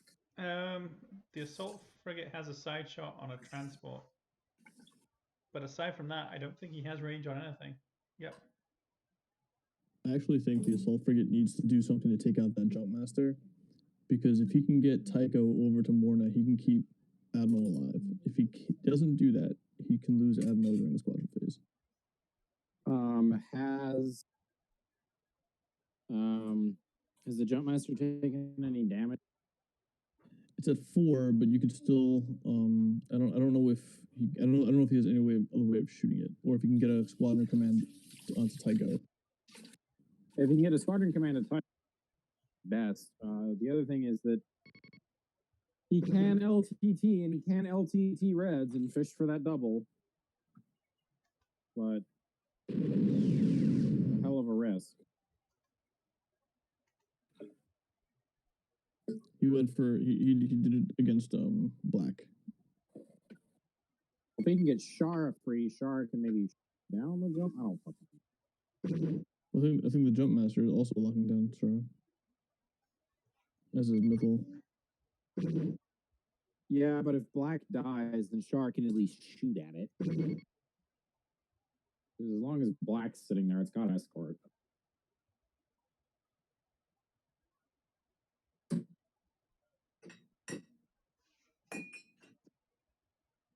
I mean, I Tycho kinda doesn't want- care about engagement, so Tycho's wherever he wants to be. As long as he can get a squadron command to him. Shara, on the other hand, has to care. I mean, he just moved. Just doesn't even Right, matter. but the jump master can just move and catch up. Like, Oh, I don't see what you think mean, he's yeah. anywhere we can put Tycho that would keep him locking Morna down without the jump master just coming over and saying, "Oh, Morna's free." In theory, he can probably do it. I'd have to look at the angles. Because Tycho is speed 5, but the jump master's 4. Yeah, but I think the space that he wants to be in is occupied by a quasar. Yeah. Details. Rules, Matthew. Yes, Bet please. rules. And just because there's a 600-meter ship in the way. I mean, it's mostly hangar bay. Does that count? I don't know. That's That maybe means- what they think of the Nimitz. Squadrons could definitely go in there, right? Like that's why they have hangar bays. That's where they're supposed to go. It's their home. Something like that. On the subject of carriers, Jamie, did you see the news out of Japan this morning? No. Reagan has confirmed COVID cases on board as well. Oh, I saw that. I had that like earlier in the week. I heard about Roosevelt earlier in the week. I didn't. Oh, Reagan, not Roosevelt. Okay. All right. No, I didn't know that. So now both aircraft carriers assigned to PACOM are currently sidelined. Thanks, pandemic. Glad I'm not Admiral Aquilino right now.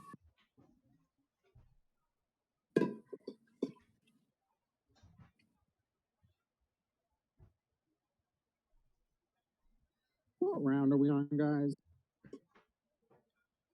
Here's the point to bear in mind. Yes, I think. It does not ignore the effects of debris fields, second player, and asteroid tactics. Only the Yep. asteroids.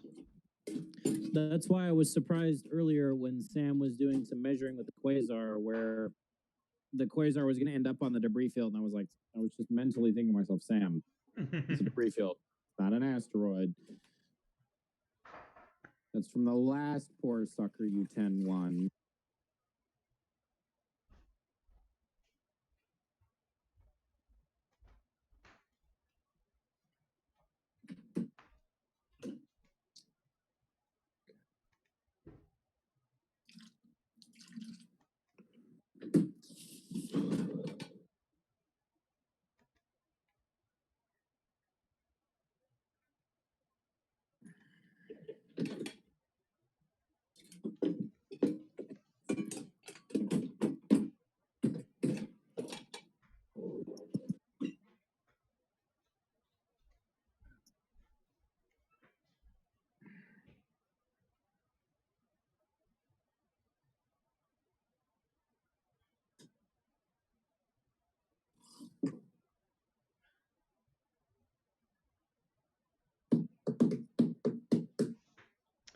Decisions, Sam. I would say just go for it, but I'm pretty sure that's why he beat me.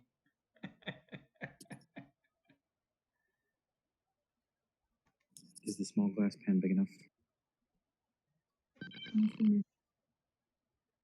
I thought I got a pan.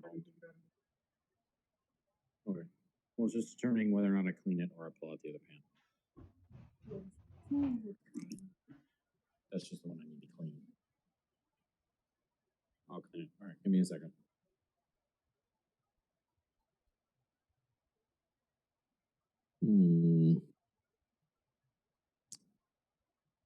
That's a brave onager if it's going to keep sitting there at 0. It's not going to do... I don't understand why it's sitting there at 0. Like, yes, the Assault Frigates Fronarch is pretty wimpy, but It's role playing. he is first player, so he's going to roll up. He's going to get a double arc, and he's going to get it before you get to come back off of speed 0, Sam. What are you doing? You are not Concord. He's role playing as Raquel. It's good. Did you take the token or spend the dial? I think you just spent the dial.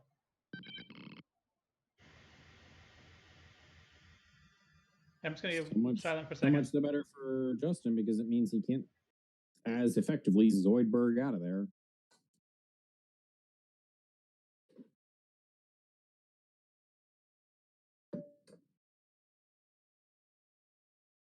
Yeah, it's good.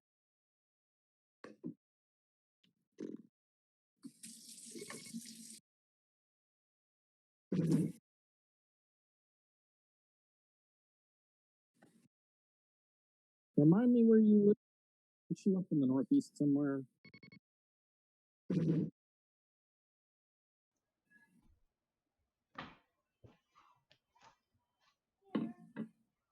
Or don't answer my question. That works too. Sorry, what was that? I was asking Mad where he lives. What part of the country? I'm in New York City. You're in NYC. Pandemic Central. I'm just going to reorganize a little bit. Just give me a second. Are you gonna come down for Nova this year? On the grand assumption it happens. I'm operating under the assumption that travel is going to be basically dead until like December, if we're lucky. You know, that's not a terrible assumption.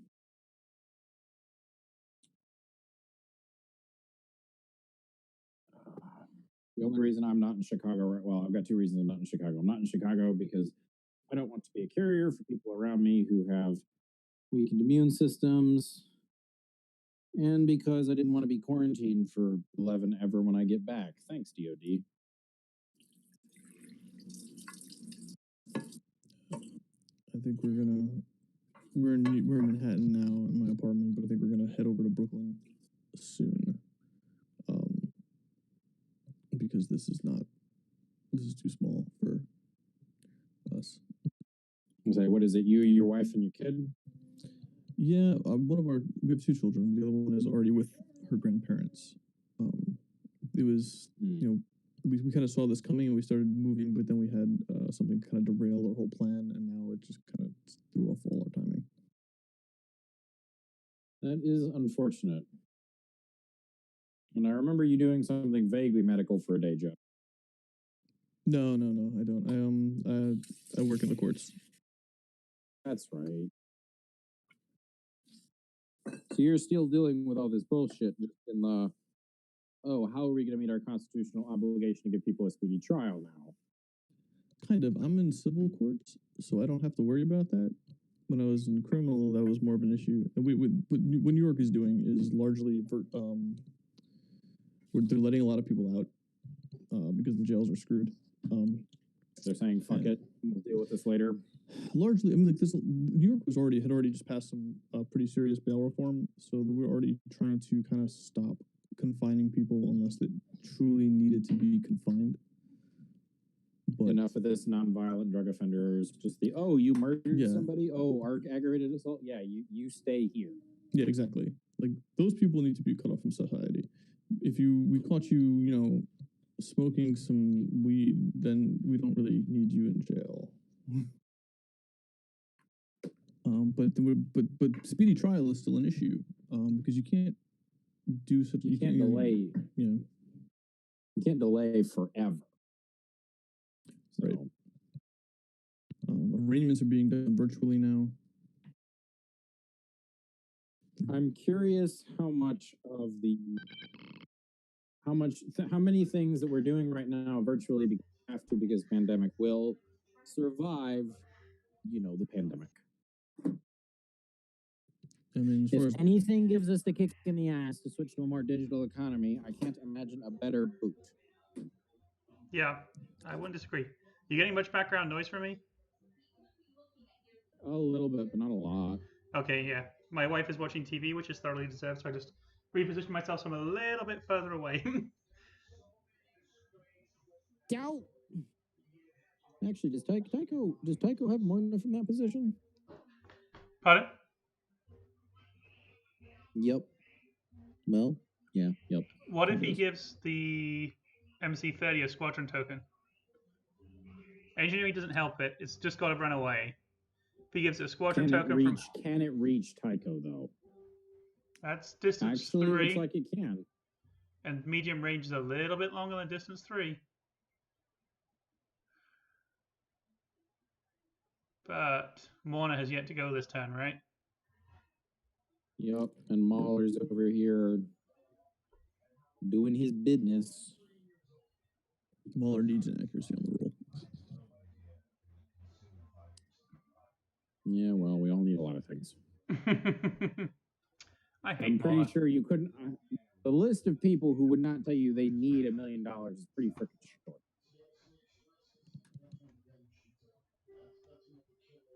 I would like $1 million. I was going to say, and how many of us, when pressed, are going to make the difference between need and want? Not $1 million. I mean, are you actually offering me $1 million? Because I will not make I that wish. distinction. But if you're not, for the sake of winning this argument, I will say that I would make the distinction.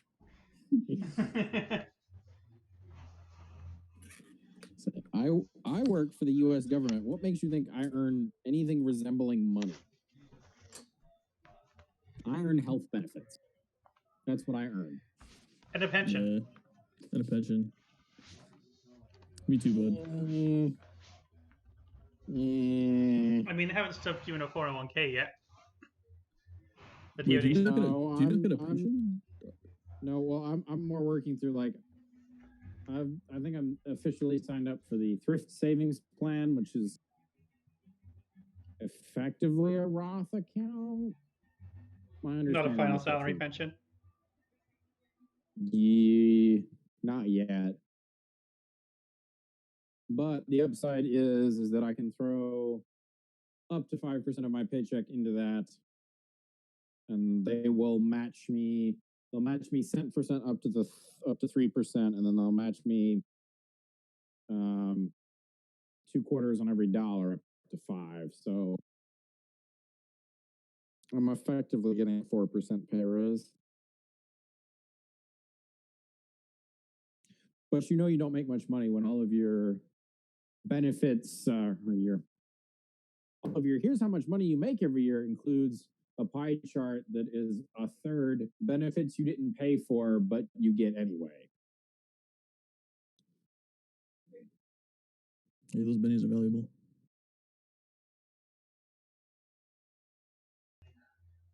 Yeah. So I take it Mahler missed? Or did Mahler just move under his own power? I think he moved under his own power. Yeah, I think so too. There was a large lull in play there. It's kind of lost track of what's going on. Well, so the thing from here is Setting command dials now, so it's the end of the turn.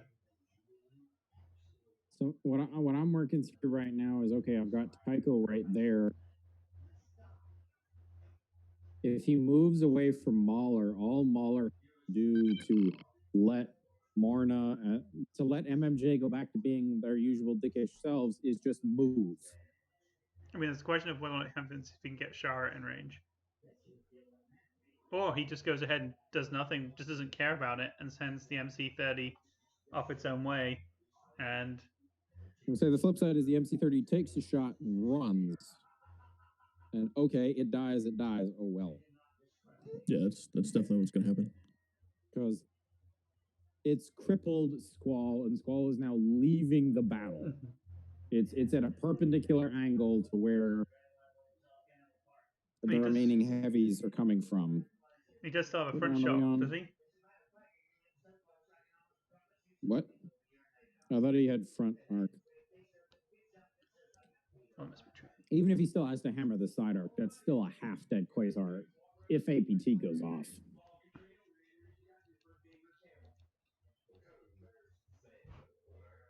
So if I'm Rasp, this game could be going a lot worse for him. How about that?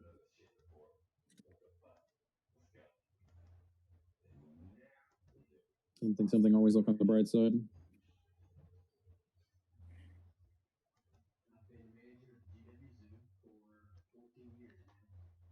We've got 40 minutes left in this game. We started what, just a little bit before 5? About 5? That sounds right.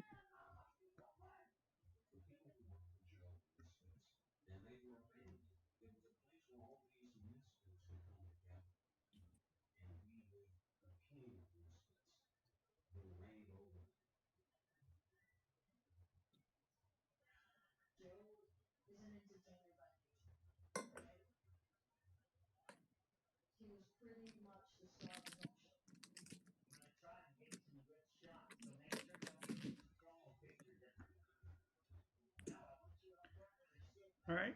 Ammo has an engineering command. That's optimistic. Admo should have had a concentrate fire command to bring down that carrier. Yeah, I think I would rather the Confire. I mean, ammo's what, 63, 7. Admos are usually about 90. That one's probably in the low 80s. It does have ECMs on it. Well, hang on, 63 APT and Ordnance Experts is 9, so you're at 72, 79 from ACM, 87 from Admo itself. 94. It's a 91-point ship because 91, sorry, Lando.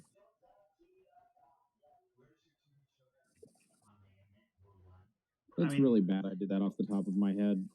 I mean, to be honest, I generally don't like ECMs on ammunition. I prefer RBD, if anything. ECM. EWS, sorry. Oh, that sucks. What was the roll? 4 damage. No APT. No hit crits. Before or after Ordnance Experts? After. Don't. See, he forgot his goat. See, this is why I'm always skeptical when people are like, sacrifice a goat. Like, no, sacrifice a goat per shot. I mean, he went from blank hit to hit blank. Look at Rich go with his government job and his infinite goats. So, brace and redirect just strips a shield. And Admo has an entire 1 shield on an arc that is of seriously questionable utility.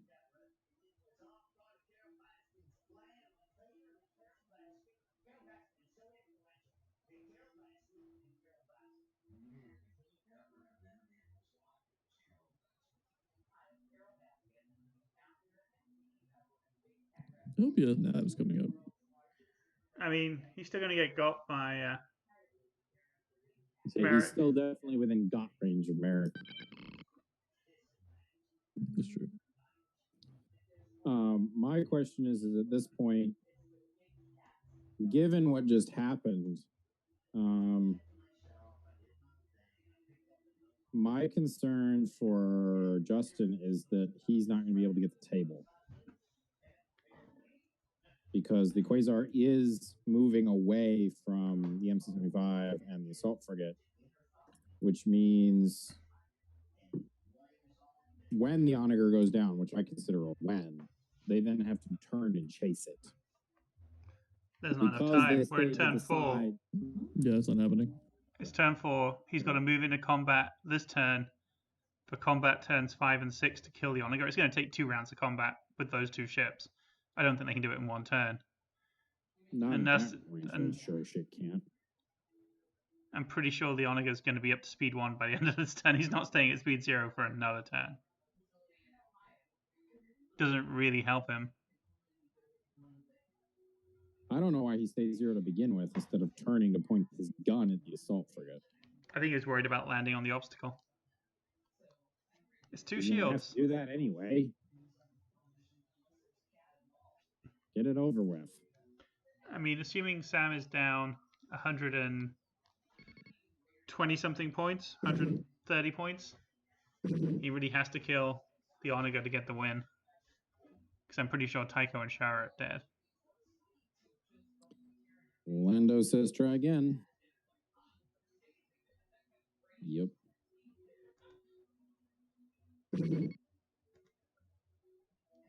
Two, that's dead. I don't know why you didn't put the shields on the butt. Why the shields were at the front. That made no sense to me.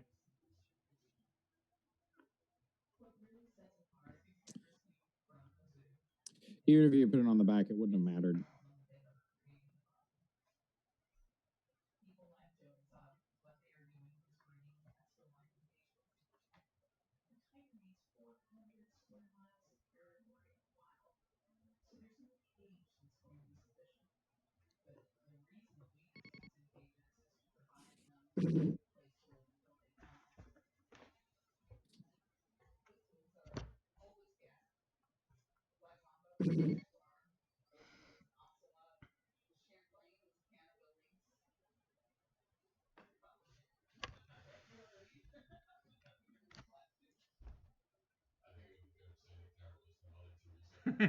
Reroll as I pray even harder.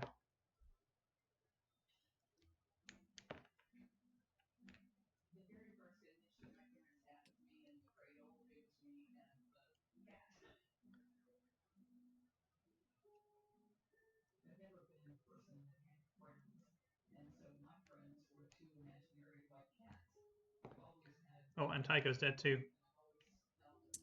Shock, surprise, and awe. We're great at this commentary thing. Paying so much I attention. mean, we'll live. Sorry, I'm playing my child. Oh, and Mola ate Shara for 1.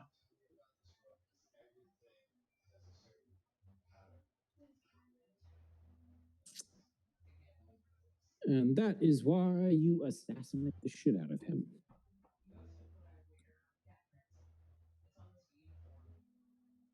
So Morta can't get in bombing range this round.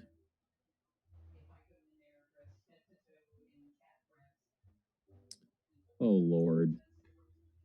Why did I do this?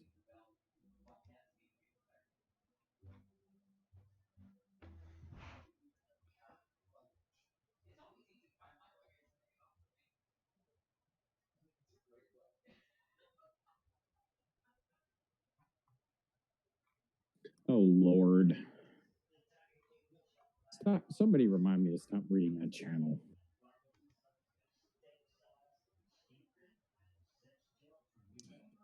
So much baseless speculation about Clone Wars. Dude, chill. Which channel's this? The main Discord? The main general, the guy like, why does it say clone only? Well, I'm sure there's a reason, and I'm sure we'll get to it. In the meantime, chill.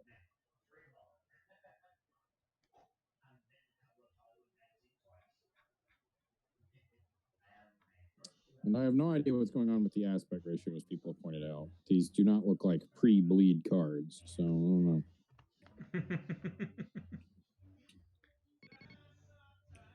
Oh, good. That's boring. Oh, no, that's not what I wanted. God, fuck. Ugh. Pro tip, kids. Don't commentate and cook dinner at the same time. It's a pain in the ass. I could have warned you that one. Having tried to parent and cook dinner at the same time. It sounds like it's hard mode. Of course, your kids are also, at least in theory, getting old enough now that they need less of the active parenting and more of the what are you thinking parenting. You should have known better than to do the dumb thing.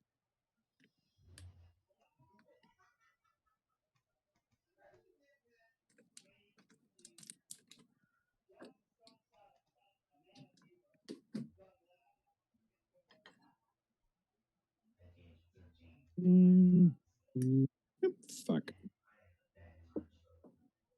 Another free pro cooking tip. Don't splash boiling water on yourself. Fucking hurts. If you want to do it the easy way.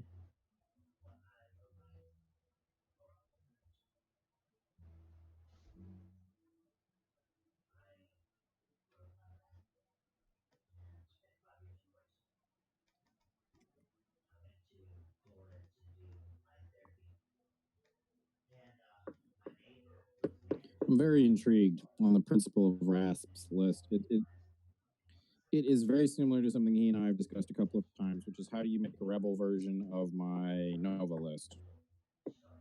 And the closest we've ever come up with is something vaguely similar to what he's running right now. Of course, he has Tycho Shar, which are more useful than Sienna Valen. Do you agree with the use of Krista as the admiral for this list, or would you go with someone else? I don't think Krista's bad. No, I don't think it's she's. just Stop I don't think she's the invasion. wrong choice. I think there's a very short list of people you choose instead of first time. I think the short list really comes down to if you're running APT on everybody, Dodonna, Agate to protect the MC-75 because it is an irritatingly squishy ship. Going back to that whole treaty battleship comparison. I can see arguments as well. I'll throw you a bone, Schmitty, and say Garm. And I can see an argument for what Rasp has been complaining all game that he doesn't have, which is Medine, which was, I think, the original. The trouble with all of them is Medine suffers the same problem that JJ does in practice, which is that JJ doesn't actually get you out of being command dial locked, people. Everything's ready if you want to come up and start me scooping.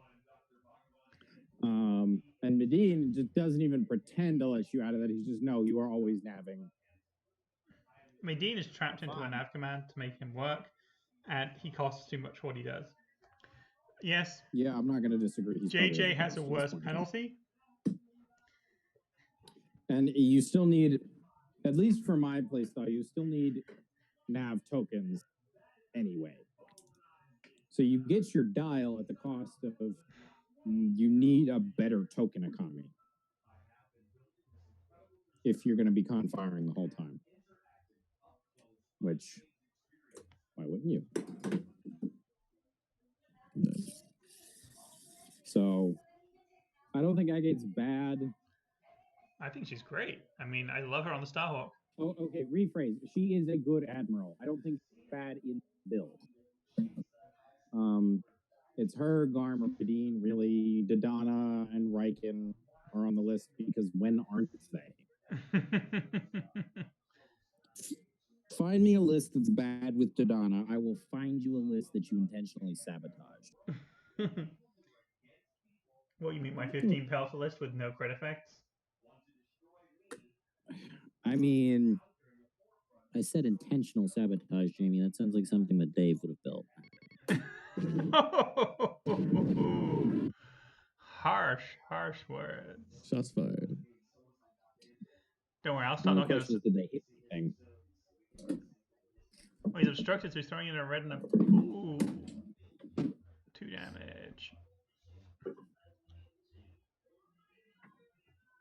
To which... Sam just ate it. Oh, Sam, Justin just ate it, sorry. Oh, they ate no brace or nothing? That's surprising.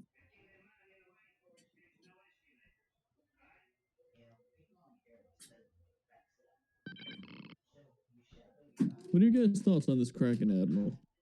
Did you guys talk about it already? We talked about him in the first,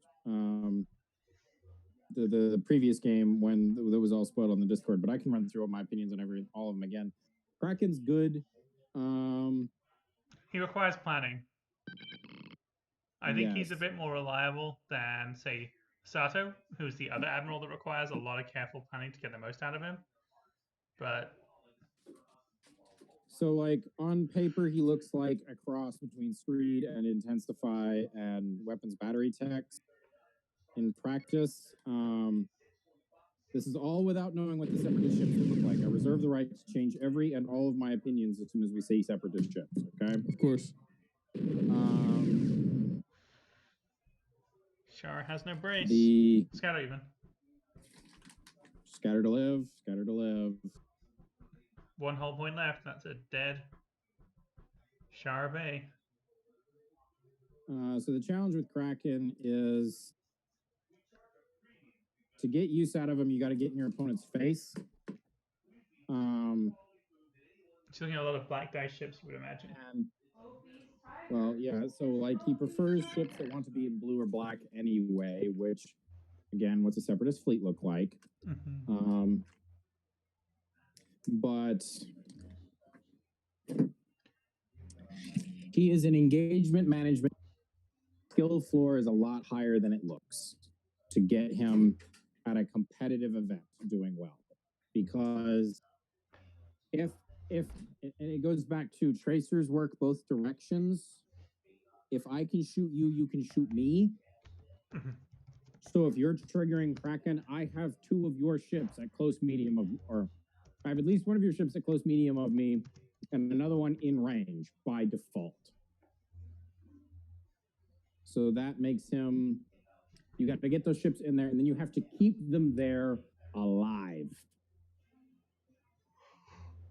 So I think a lot of people will get some use out of him, but the long-term consistent use will become challenging. Does that make sense? Yeah. So the first thing I thought about him though was that I look at his cost, and Screed is a good example. Is that he's 4 points more than Screed. You don't lose a dice, but a die, but you have that positioning requirement. So I mean, I don't like it. Just the apples to apples comparison. It looks to me like to be a strictly worse Screed. Ooh, that's a dead Gazanti possibly. The flip side, though, is if that's not a dead Gazanti, that's a dead Gazanti in a minute when it runs into one of those ships. Well, this is the assault frigate shooting it, and I think it's already gone this turn. What's the crit? But the other challenge here is that unlike Screed's got a once per activation limit. Kraken doesn't. Doesn't he have one?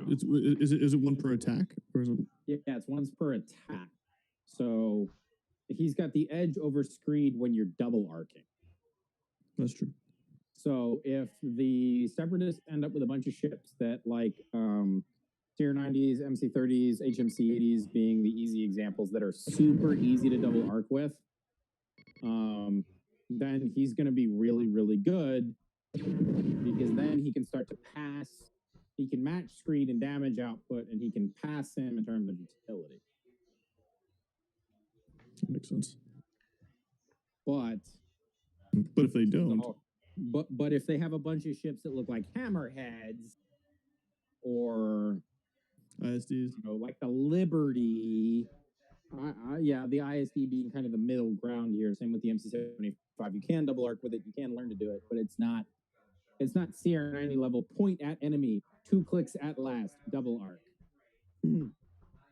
level, point and shoot. But yeah, if they end up with hammerheads, if they end up with liberties, then he becomes more of a liability. At the moment, I'm just grateful that FFG heard us whining. Yeah, that's honestly like it's one of those things where like they've constantly not done this. I'm so glad they finally did. It was like this low effort, really easy thing to just like throw us a bone, just assuage the hurt feeling. I sent several messages through several channels to FFG saying that yesterday because I felt exactly the same way. It's just like, you don't have to give us a lot. Let's give us something for once. Yes. Especially after you say,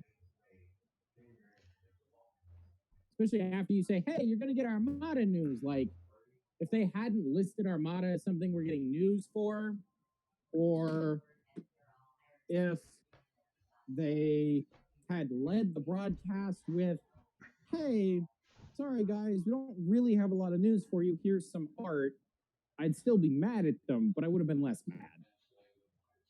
And if they had just done this to begin with, there wouldn't have been an outcry. Yeah, no, absolutely. On the other hand, we were discussing a company that fired all of their PR department a month ago. So, maybe we're asking a bit much here. That's a good point. So,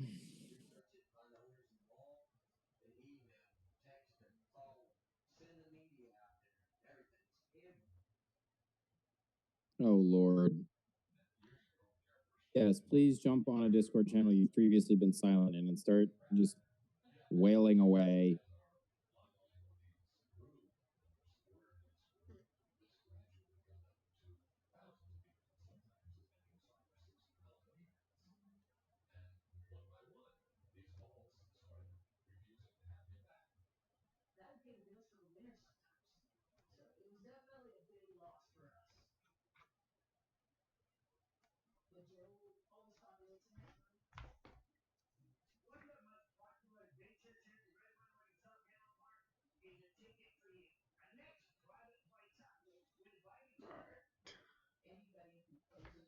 What is... I do agree with a lot of people. I have no idea if they're ever going to do a Lucre Hulk because it's bigger than a large, but it sure as shit ain't a huge.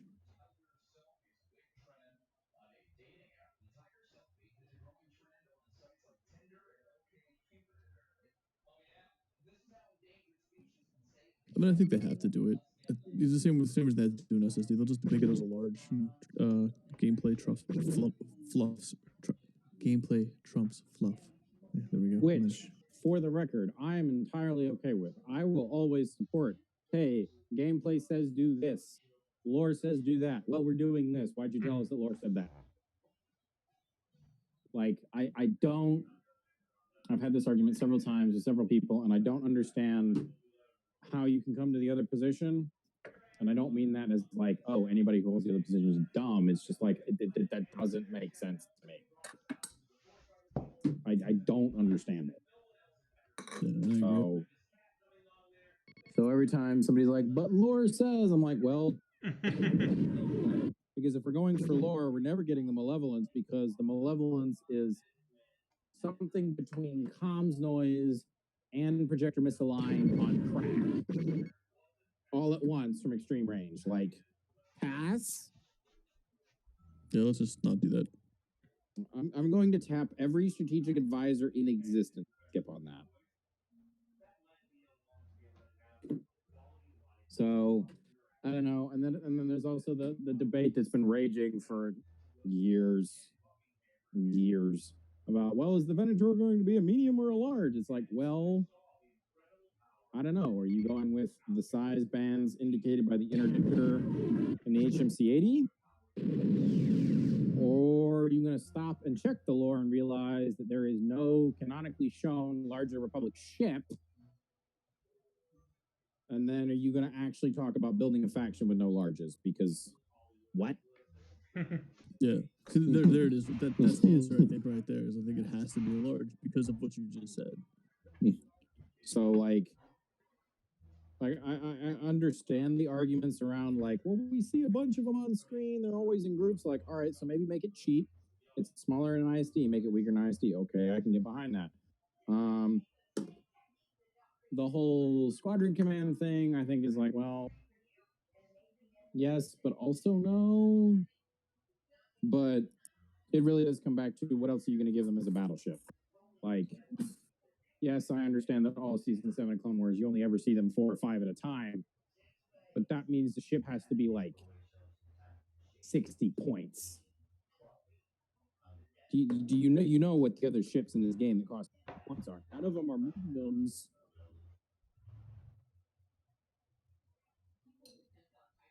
My cat is giving me the most pathetic look right now because she is in my chair and was napping until I came over here to sit down to eat dinner. Which is unusual for this cat. This cat has a truly impressive amount of RBF. No, it doesn't. No, when you look bitchy, you just get tossed on the ground. Yes, you do. Look, you can stay in my lap. I'm fine with you staying in my lap. But I get to be the one whose ass is on the chair. Because I am 180 pounds and you are 12. Yes, you can lay down and go back to sleep, Fuzzball.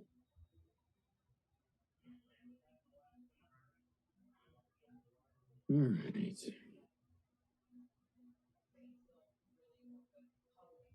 Yeah, but back to that lore versus gameplay thing. I mean, there's a certain extent to which lore has to take a backseat, just on the basis of everything we're talking about is outdated tech by the time, like, compared to the factors that are already in the game. And that's the other argument you have to have, and the game designers have to have, is like, okay, how much do you expect technology to have actually moved in 15 years? Or are you going to go with the historical example, or are you going to go with what's implied on screen, which is less tech and more the industrial base? Because when you asked me, how much can technology change in 15 years? And I'm going to point out to you that in the 15 years between 1945 and 1960, we went from battleships to missiles and submarines reigning supreme, and aircraft carriers, obviously. And then in the 15 years between 1990 and 2005, you went from conventional Cold War missile slinging to stuff like the Littoral Combat Ship and stealth ships like DDG-1000, which was at least being designed at the time, even if it wasn't in the water. So That's true.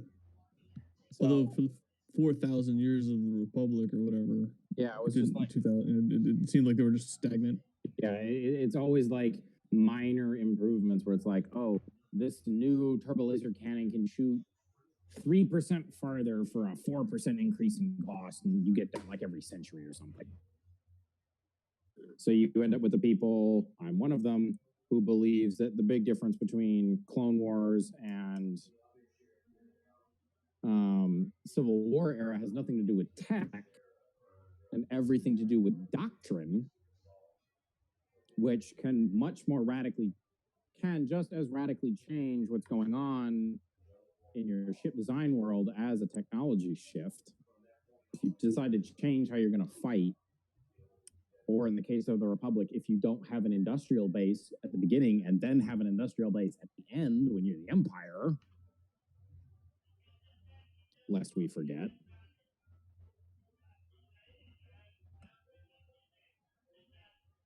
He's going to put this guy right up on him. Taking bets on whether or not he fits. Taking bets. I think he fits. I think he fits and he sits.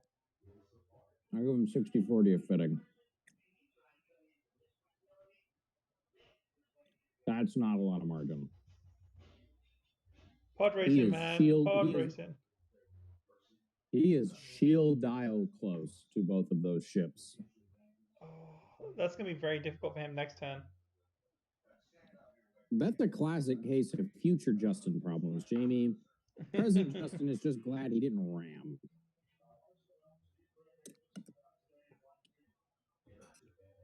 Which ship do you activate first? Paragon, and you send it straight.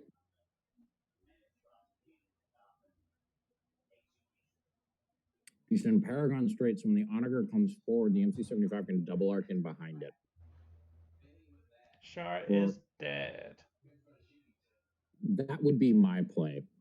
Because if you have the MC-75 go first, okay, you get a black dice shot, all right. But Obstructed. One, it's obstructed. For two, you have no room to maneuver to not ram. And whether or not you ram, you will land on a free field. And you won't get the turn that will help you catch that onager. So I think you do have to lead here with the assault frigate. Plus boarding engineers. I thought it was troopers. Either way, boarding people. Yeah, boarding folks. Yeah, it's troopers. You're right. Sorry. Boarding people. Because then it's like, okay, do you brace that 5 dice shot from Paragon's side arc? Do you? Or are you worried that when you come forward, you are still in aspirations black dice range, and oh look, external racks.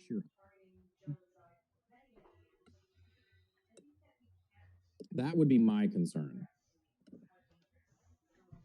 Yet another reason I'm glad I'm not future Sam. He's got lots of hard decisions in his near future. Because there is no way on God's green earth he's killing either of those ships with his squads. Not before they beat the crap out of the Onager, anyway. Although, what's it called? Is already pretty badly hurt. The assault frigate.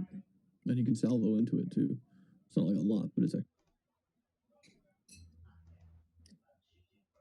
given this game state, if I'm Sam, I'm committing the salvo against the assault frigate for sure. I don't know if I'm committing. I might commit the redirect for a big attack. I don't know if I commit my brace. I would need to see a big damage shot to convince me to take the risk on the external racks. Because the other thing here is that Sam has to get that Gazanti out of the way if he wants to have a prayer of escaping the MC-75, which he won't anyway, but wishful thinking and all that sorts of shit.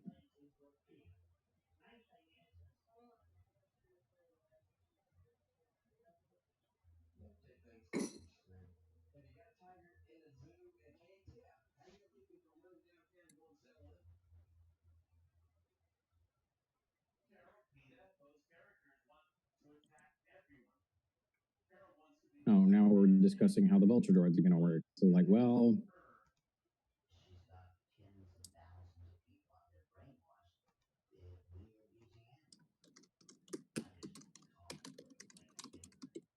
We don't have a lot to talk about in Armada.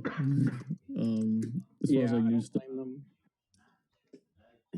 As of what was it last week? They had the interview with the the executive that was still pounding the table that we're gonna get Q4 for Armada. It's just like I want to know what you're smoking because I'm pretty sure the Navy's smoking the same shit. And you can forward all of that to Madigmeyer. Like I say, what's your address, Mad? And I'll make sure you get your fair share.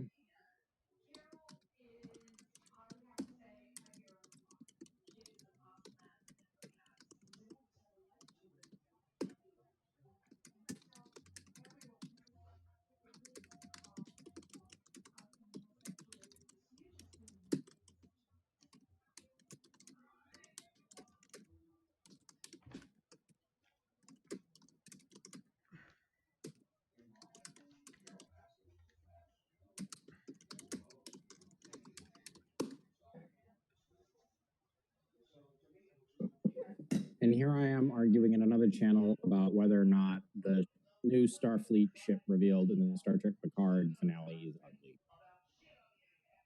Enterprise E or Enterprise F? No, it's a new ship. Well, because this is 15 years after Nemesis. I need to sit down and watch that because it's supposed to be free this week. Yeah, it is. It's on my list of things I might do this weekend. I said that I still haven't watched Clone Wars because I've been doing this instead, so more fool me. I'm going to watch Clone Wars as soon as we're done here. Yeah, me too. It's Friday. I'm so glad I got my wife into this show. But I have no idea. I haven't looked it up yet. If you want more Honda, we're going to have to watch Rebels, babe. Alternatively, I can get you Baldur's Gate, and you can play that game. And one of the companions is voiced by the same voice actor. And you can have Hondo commenting on your adventures through some fantasy land for like 20-something hours. So, I just realized Justin has a problem. We're going into turn 5, and he's got... Oh, Bix just came in and said 30 minutes going. I mean, they just speed up the pace of play a little bit. Yeah. All right, so he's got to finish this turn in less than 30 minutes. All right, so the assault frigate's going. It's got a repair spend a command token. He had a nav command. Big roll, big roll. And he just spent a... That's going to hurt. That's going to hurt. That's going to be no more brace. Well, hang on, let's look at this here, guys. So... Ooh, big spender here. Ladies and gentlemen, redirect and salvo gun on one shot. Still got one more left to come. Sam's an idiot. He should have salvoed up in the second shot because he has to go back now to a arc with shields on a ship without a redirect. Sam, if you're listening, that was a mistake. Still has his fighters left to go after it. I mean, yes, but also still redirectless. I think he's figuring this out. No shields left on the front. Oh. Yeah. Isn't this Paragon? Doesn't he get an extra dice? On the second shot. The salvo is an accuracy and a crit. Shield's gone.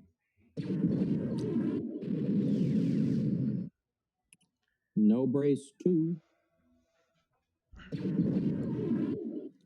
No, I would be 3, and now it's a crit. and no So redirects. That's a hole. So he's eating a crit unless he braces it. I'd say you eat the crit. It is at speed 2, so it may not be eating a close range shot from the MC75. Maybe. It depends on whether it goes immediately in a moment here. Because if it does, that Crit is injured crew. Oh, no brace. That's bad. That's very, very bad. I'm glad that's not my onager. I've brought enough Star Destroyers home in pieces. Oh, medical team saving himself the damage. And his brace, coincidentally, ladies and gentlemen. To finish what I was saying about the Star Trek Picard finale, I literally just looked up the clip when I discovered there was a new ship. Starfleet gets a new ship. I'm not going to say that all of Star Trek's Online's new ships are gorgeous and amazing and perfect, and that the game is perfect and amazing too, because neither of those things are true. But most of their ships are better than them. The new one is.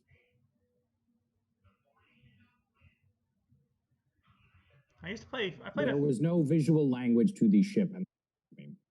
It just looked blocky, and it looked like a ship that is no longer in Star Trek Online and was removed because it was ugly. Which is possibly the most damning critique I can make of it.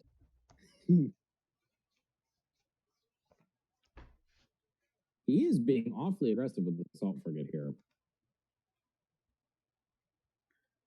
Is he just trying to force the squads to go after it? Otherwise, Paragon will just continue to beat up Cataclysm next round? Because there's no way he's going to end in range of that Quasar. But even if he does, he can't hurt it.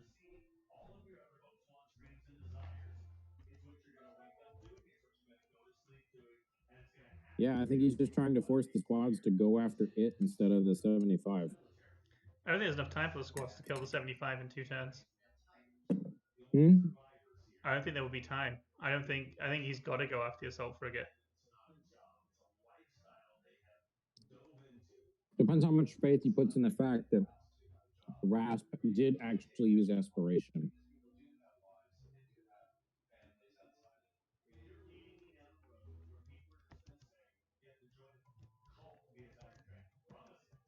All right, we got shields back. We're going to find out if it does us any good.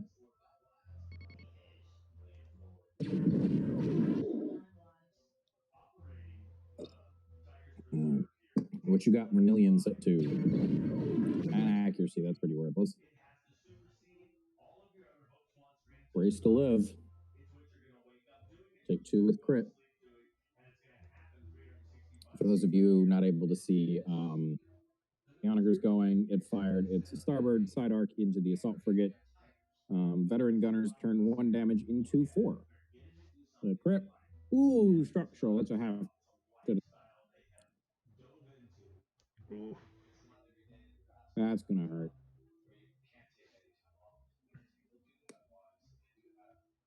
Because now Justin has to put himself in position to kill the onager before it activates next turn. Better have a nav command dialed up. I mean, if it's 6 damage into the front of aspiration. Ow. Rasp. I wonder if you have enough doubles. Rolling, he says, after Sam rolls, what was that? 3 doubles, 3 red doubles on 1, 2, 3, 7 red dice. And now they're comparing the fact that Rasp has been getting just as many doubles.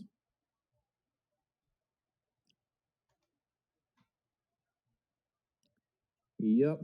This whole game is going to come down to if he can get a double arc on his movement here.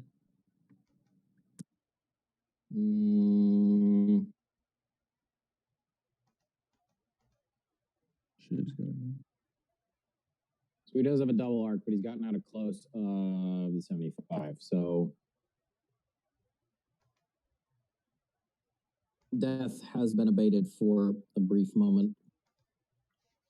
That brief moment being however long it takes the 75 to move up, them to advance the round, and then 75 to blow the Onager straight to hell. Yeah, the Onager has to kill. The 75 has to kill the Onager. The downside is it's going to have its brace back. Blue range, probably no Upside, he's going to shot have a from double this. arc. He's got ACMs. He doesn't have a redirect. Oh, he's got a side arc shot. He's got a side arc shot on side arc. But it's only red dice obstructed. I'd be really tempted to throw that shot into the front. I don't think he's got range on the front. I don't think he's got arc on the front. I don't think he can draw a line from dot to dot without crossing the green line. I'm trying to avoid drawing because I'm not playing. Hang on, let me get a straight edge. And by a straight edge, I mean a nerf dart. Yeah, he's going to cross the line. So that has to go into the side, and then he's only going to get one blue out of his front, which is kind of pathetic. But he just kind of moves up, sets up the double arc, dumps external racks into the Onager's butt.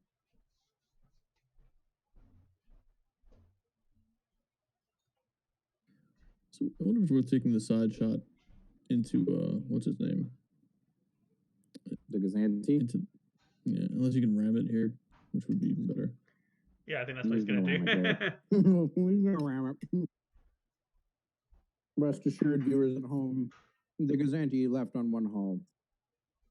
Actually, maybe, hang on. He's not Medine. He can't make that turn. He has a nav command dialed in, so he can do... He can get in a position to force the Gazanti to ram him to... When it moves... Has it gone? It has not gone. That's probably going to end up ramming the 75. That rams the 5. How fast is that Gazanti going? That Gazanti is at speed... Yep, and if he comes that close, the Gazanti can just leapfrog it. Well, but if Speed he 2. rams, if that overlaps both dials and rams both the 75 and the Gazanti is closer, right? So shouldn't the Gazanti be the one that takes the damage? Yes, it would be. It is if you assume that you get a shield dial ram, which, given that the maneuver tool is going to have to move left and down ever so slightly. Yeah, I don't think he gets around there. I don't think he's going to hit it. He's going to try anyway. Upside, though, is that the ram will bump him back far enough, he might actually give the Gazanti a hard time getting around it.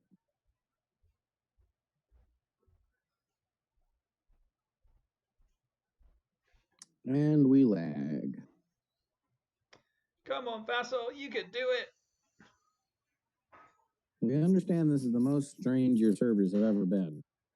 We live in strange times. It's a ram on the MC75. Yep. Didn't get the Gazanti. Let's see, come on. I was reaching come on, for my just dinner. There we go. Yep, just... Nope. Missed it by that much. Close counts for horseshoes, hand grenades, and most nuclear weapons. Not all of them, though. Believe it or not.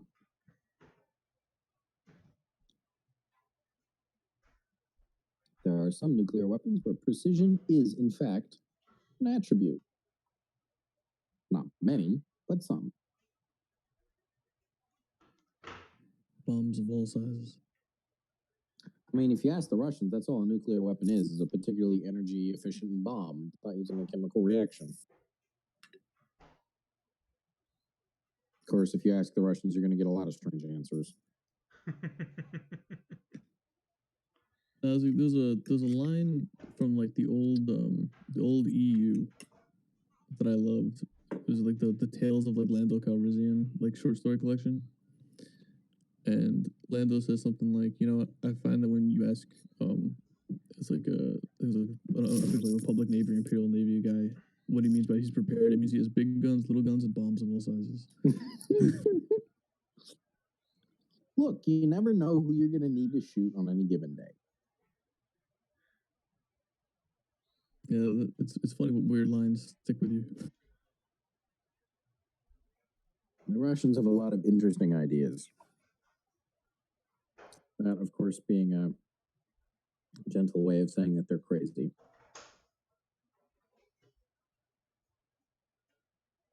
Pirate radio. Good Lord, Sam. Can we turn off the overlapping bubbles, please?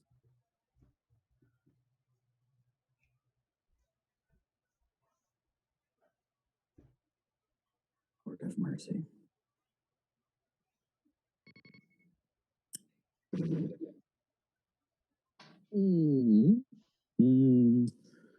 in a block. ECM comes out. Probably. Morna Power say ECM doesn't have to come out.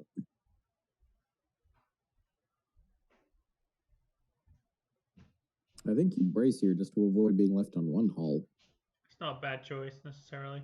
Yeah. Because it does mean if he takes 2 damage, he can still brace for it. But I get he can't brace anymore. That was the question. Jendon kicks in for 2. And there it is. I hate Jendon.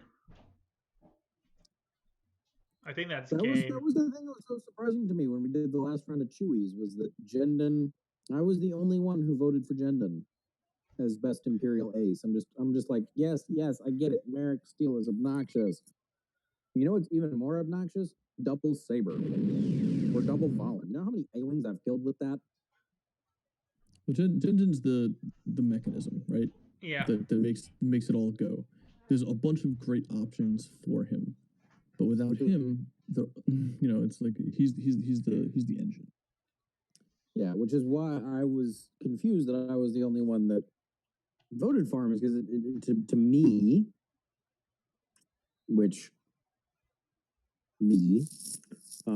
I thought that was just one of the most. I think my exact line was, Merrick is second by a hair. That hair is usually Saber or Valen. Yeah. I was gonna say, Jendon won the last one, so we like to be equitable. Everybody gets some hard. I mean, I get why America's hated. There's no question. I still kind of want defenders at 16 points to have black bomber dice, because right now they're just that teensy bit underwhelming. Yeah. But that goes back to long discussions about how every Imperial generic squad is varying levels of bad. He pushes 2 through with the side arc. Pretty good result for 2 reds. And now Sam has to choose. Sam will just take it on the shields. Yeah, I think that's the right choice. 15 minutes remaining in the round. They're going to finish. No problemo. Aspiration might land on that asteroid, but that's Justin problems. I don't think I care about that. You need to kill the Onaga to stand a chance. I didn't say I thought he was going to worry himself over much about dodging it if he had to eat it. I'm just looking at that geometry now, and he doesn't have to worry about hitting for get on his way out. So this can be a wham, bam, thank you, ma'am. Where are the shields on this thing right now? Nothing on the front, nothing side. One on the rear, one on the other side. He's choosing to fish for hull damage. And he gets a crit. This may end up being worth something. And there's no redirect anymore, so... Yup. So it was a matter of whether or not you clear off rear shield, because that's what you're going to shoot with your double art instrument. So see, what is the Sam crit? is apparently fetching pizza.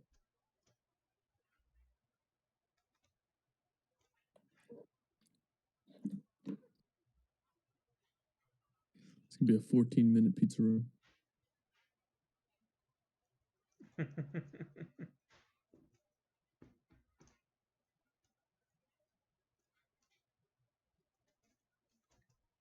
He is at speed 2 with the navigate command. At least just remembering rule 1 of Armada. Yeah, he's gonna come up to 3, I think, and bump him, which I think is the right choice. Yeah. He needs to push through just as much damage as he can. Capacitor failure doesn't matter. Yeah. He's either dead or he's not. He really needed Well, the the discard other up big raise. thing about capacitor failure is that it prevents redirecting, which would be a big problem for Sam if he had any redirect left. Well, he also can recover shield, so if he has a what's it called coming up, but they'll use it. To get Well, rid of Justin's going first anyway, so Justin's got to kill him with his first activation. That's true. Yep, and he's just gonna slam it. So he needs to do 8 damage, 4 across 2 shots.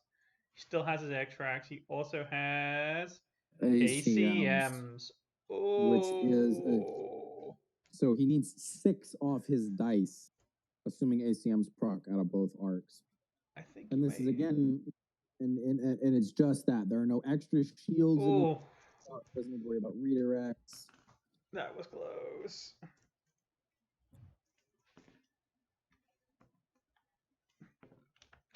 So he eats 2 from the obstacle and then 1 from the ram. He can also finish him off with a ram.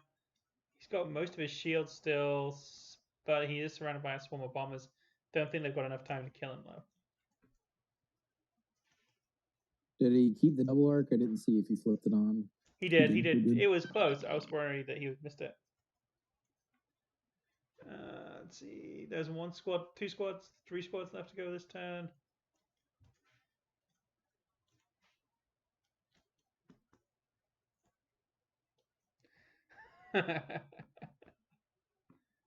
Sam is not happy about the double arc.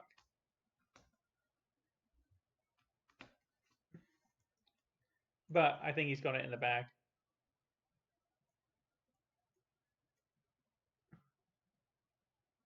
That looks obstructed to me. It is. He's gonna get the double. Oh, because Romedy. It's be like 4. Oh no, there's no rear arc dice, right? No. 2. Nope, no rear. It's just the 1 arc.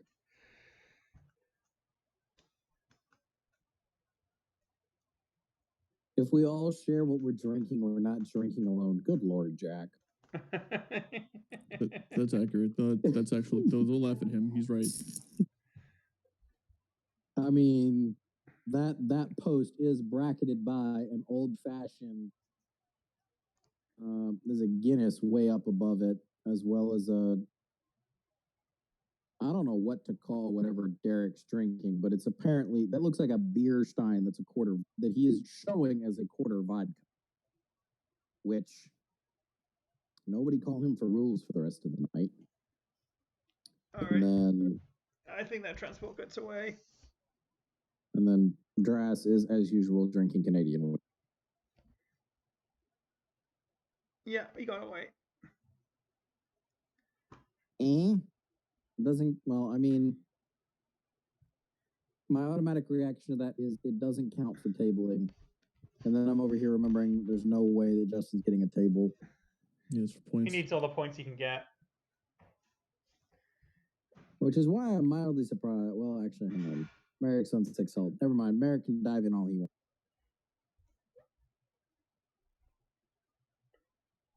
So he gets the onager. Hang on. It's a 96-point ship. Cataclysm is 5. So it's 101, 121, 123, 124, 30. That's a 140-point onager. Justin loses on the assault frigate. Yeah. Because that assault frigate builds like 100-ish. Like would be a... Sam wins. The question right now is it a 7-4 or a 9-2? I think it's gonna be a 7-4. I think he's gonna get the honor here. I'll be disappointed if he don't. Ouch. Scatter. No, what was the point of that? He's going to try and kill the transport and get more points. I don't Buff think he his thinks MOV. that he can get the what's it called? So he figures might as well.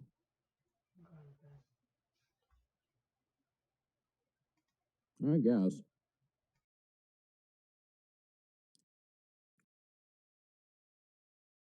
Yeah, if you assume the MC-75 isn't going down, then yes, go bomb the transport and go for the, what is that, 20 points? I think you might have given up on taking out the what's it called though? 75? A little too early. I mean, it's still got some shields. It's vulnerable. I mean, I've been I would have gone 75. Because that's a hit crit that he has to contain. Because otherwise you got to blow a brace or a redirect, and he doesn't want to do that. Well, actually, hang on. Now we'll never know. I don't remember. Was the Agate redirect used last round? Let's see. Yeah, no, it's green. He's got it back. Well, So he has a full he's got defense it back token. Sweet. now. I was curious last round if he would have had to lose a redirect if Reimer had dropped that double side arc. That's getting pretty close there, Sam.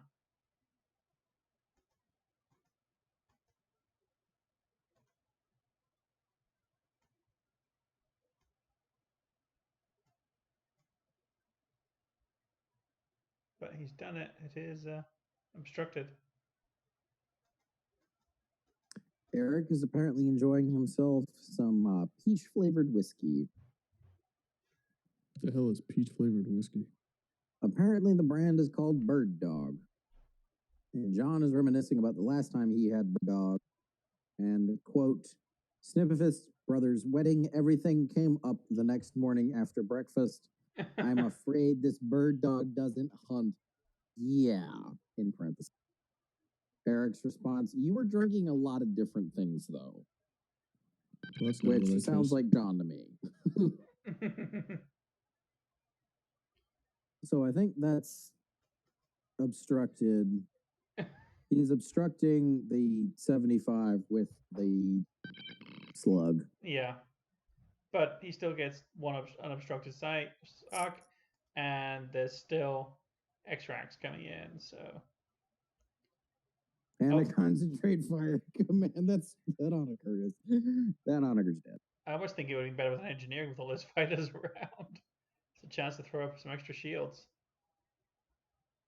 Depends whether or not you think you're going to get it. All right, let's see some dice. Spend his command token, that repair token. Who pays $280 for a single bottle of whiskey? It's a very, very good whiskey that's aged for a very long time. That's Blue Label. That's really good whiskey. There's a Pappy Van Winkle, which is I believe a Canadian whiskey. Maybe it's just a Pac Northwest, but it's a very small batch, and it goes for like 2,000. All right. X-Rex. No crit yet. Do you use the X-Rex here? Do you use your Con Fire? X-Rex.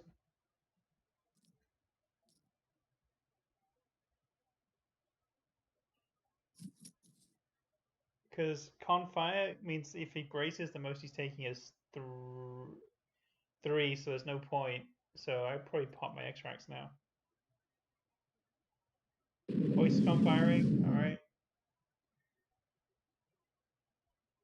Wait, pop the X-Rex before you use. What's it called? Oh, doesn't matter. Oh, there we go. go. So that is a total of he's up 5, 7 damage, 4 damage. Plus ACM, which is another 5. Because he's got a shield, uses a shield. Yep. Takes 1 on the hull from the brace, front. Yeah, net 5 to the hull. So he is down to 3 hull. If he can get the crit here with external racks, the Onager's done. Just right there. Yeah, that's the gone. blues come from? That doesn't need X-Rex. No, hang on. There's a bunch of undos going on. Yeah, all right. I don't know what that was. Like that was 2 blues, but the rest of that was the roll we just got.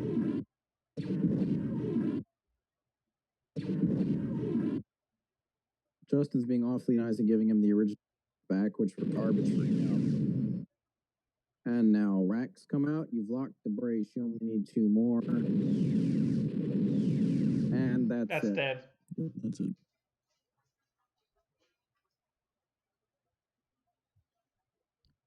Splash 1 experimental testbed, ladies and gentlemen. If I had made the Imperials for my custom Cold War set, I would have been very tempted. That's such an experimental ship. The Zumwalt would have been a huge fight over whether or not it was going to go to the Interdictor or the Onager. But the Imperials are the Soviets, so it's going to be an Oscar or a Typhoon. How many squads can you overlap at once?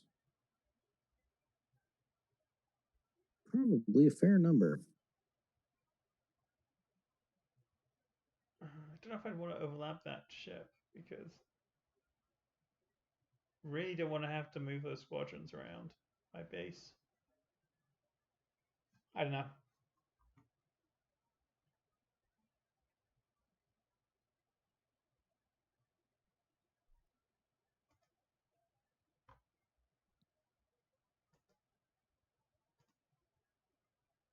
There's no real good reason to ram this Gazanti. Doesn't have a good way out. I don't know. Staying in a single arc with the Gazanti, so he's not double arced. Yeah, I'd be more worried about being single arced by the Gauze than hitting the squads at this point.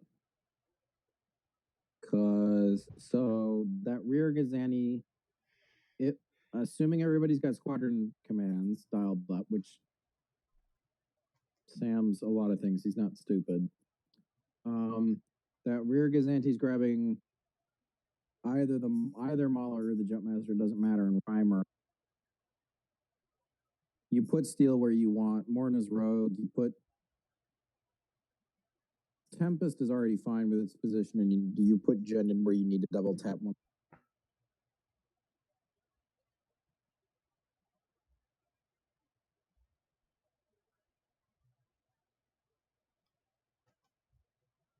I'm gonna go get one of those whiskeys we were talking about earlier.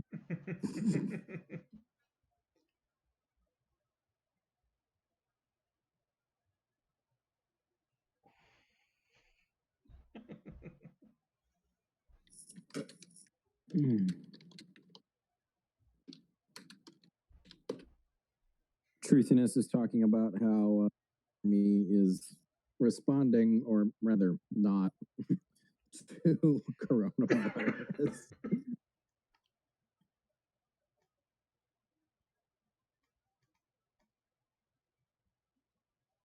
And Sam is now realizing that he might.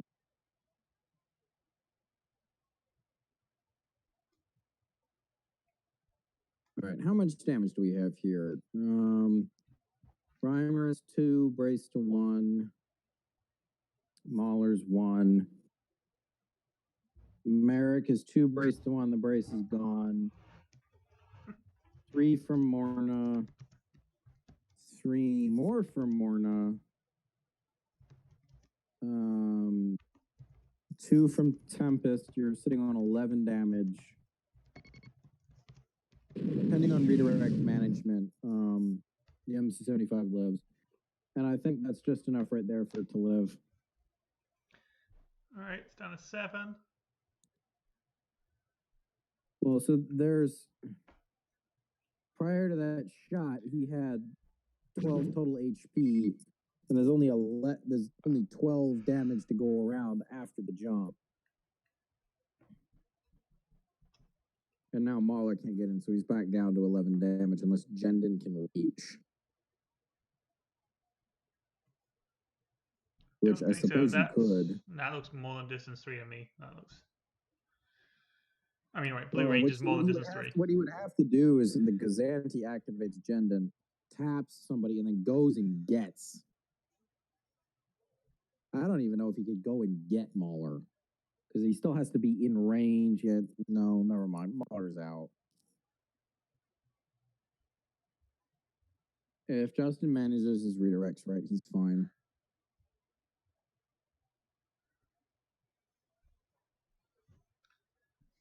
I mean, to be honest, I think at this, I don't know.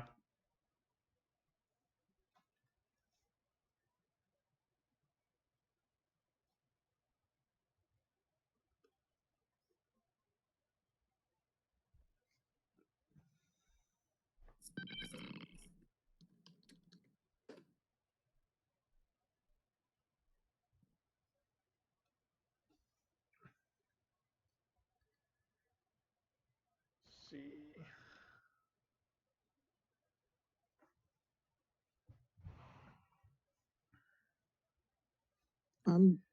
I remain surprised at the number of people who are getting on. Are these spoiled cards real? Yes, kids, FFG does love us.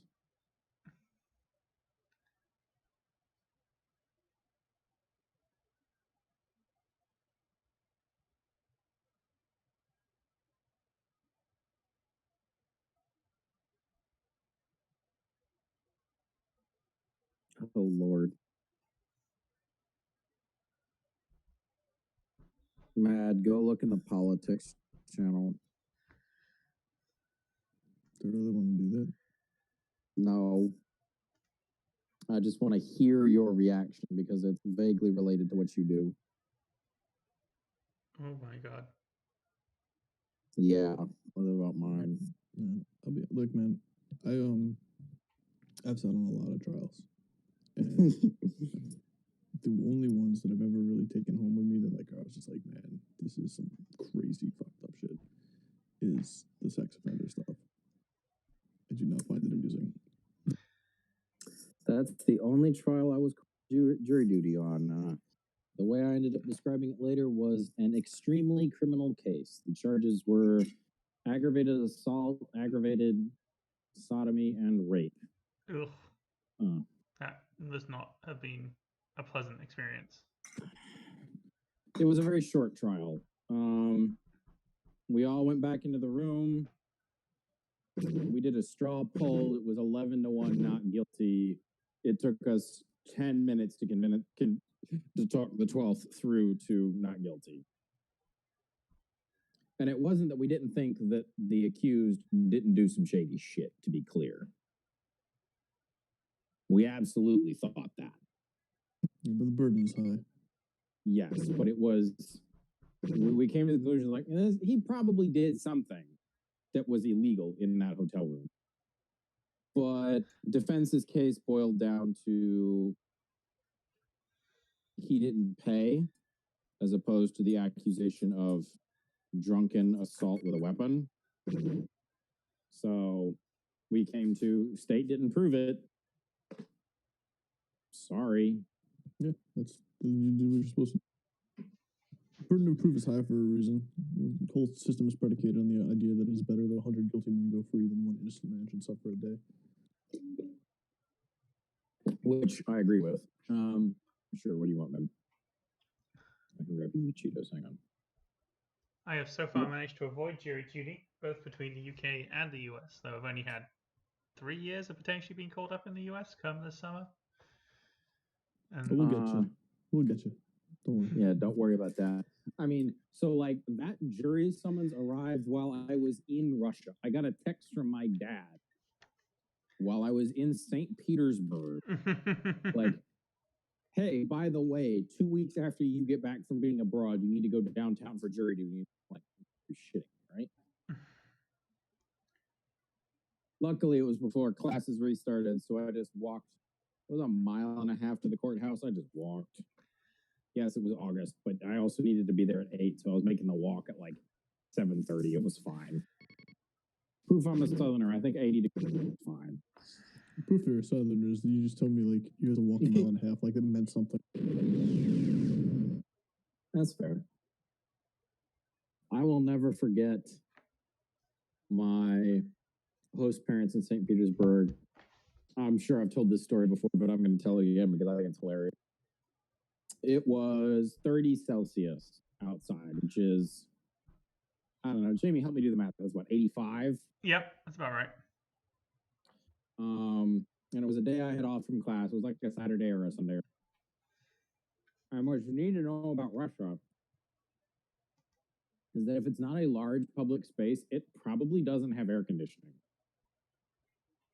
That sounds about right So- for the UK, Europe, and so on and so forth. Yeah, But summer in in London is Ru- rough. But in Russia, it's still not socially acceptable for men to wear shorts in public. So we had breakfast. I changed my clothes to go out. Chatted with some friends, figured out what we were going to do for lunch, and I got up to leave. And I will never forget the cross of horror and surprise on my host mother's face of like, "You're going outside? It's 30." And I'm just like, yeah. Yeah, I'm like, Georgia doesn't usually hit 50, but we hit 37 and 38 pretty freaking consistently. So I was just like, yeah, it's hot.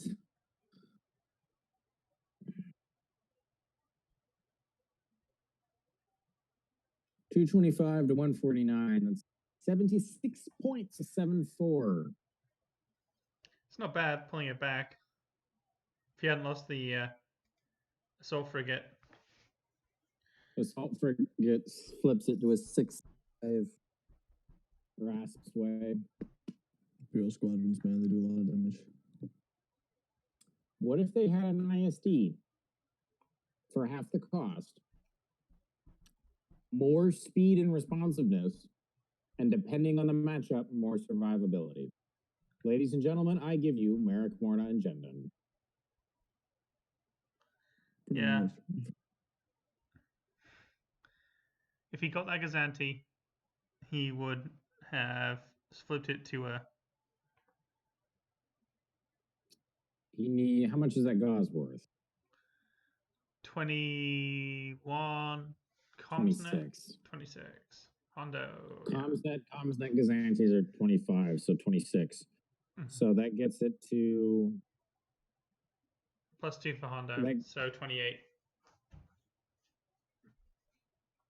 no, Vader's the one that's hurt, so it's 26. 25 plus 1 for Vader. Or if he got the other one.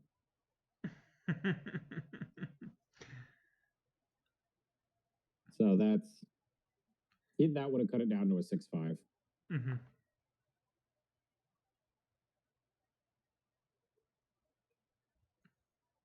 All right. Are any other games still going? Let's see. Doesn't look Looks like there is one. All right, let's go ahead and switch over to that.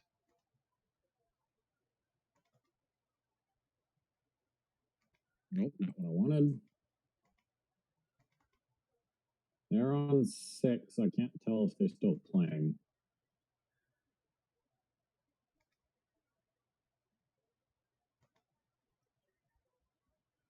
I don't know. I give up.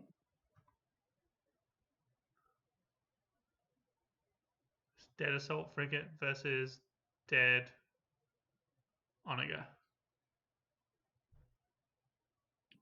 That's going to be Rebel favored. Just because a fully upgraded assault frigate is only going to be around a base onager. It's got a gate on there as well. Feels like we're seeing more MC-80 Liberties right now. So you're making a bit of a comeback. Yeah, they finished it. I think some of that's to deal with onagers. Some of that's to SSDs. Yeah, SSDs really don't like HIE, and Liberty's good at carrying it. A gate, in theory, fixes it. In practice, new Radis is still really, really, really, really, really, really, really, really good. Mm-hmm. And he's always been super strong with the Liberty.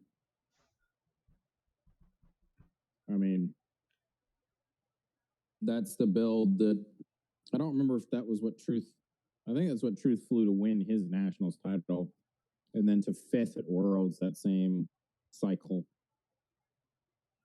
I hope we get Worlds back. We'll see though. All right, I think with that, I think that's going to conclude our streaming for the night. I hope you've enjoyed the games. When I find out from Biggs tomorrow about what time the games are going to be taking place, I will let you all. He said same time. So 10 o'clock round, next first round. That is my understanding, but definitely check with him. Okay, that gives me time to get to the store and then get back home in the morning. I'm going to be cleaning a cast iron pan, so I'm actually going to be cleaning the pan you got me, Jamie. It needs to be reseasoned. I made the mistake of trying to make pot stickers in it. It went badly. But I hope you will join us, and I hope you guys enjoyed this, and we'll see you Have a good online night. again soon. Good night.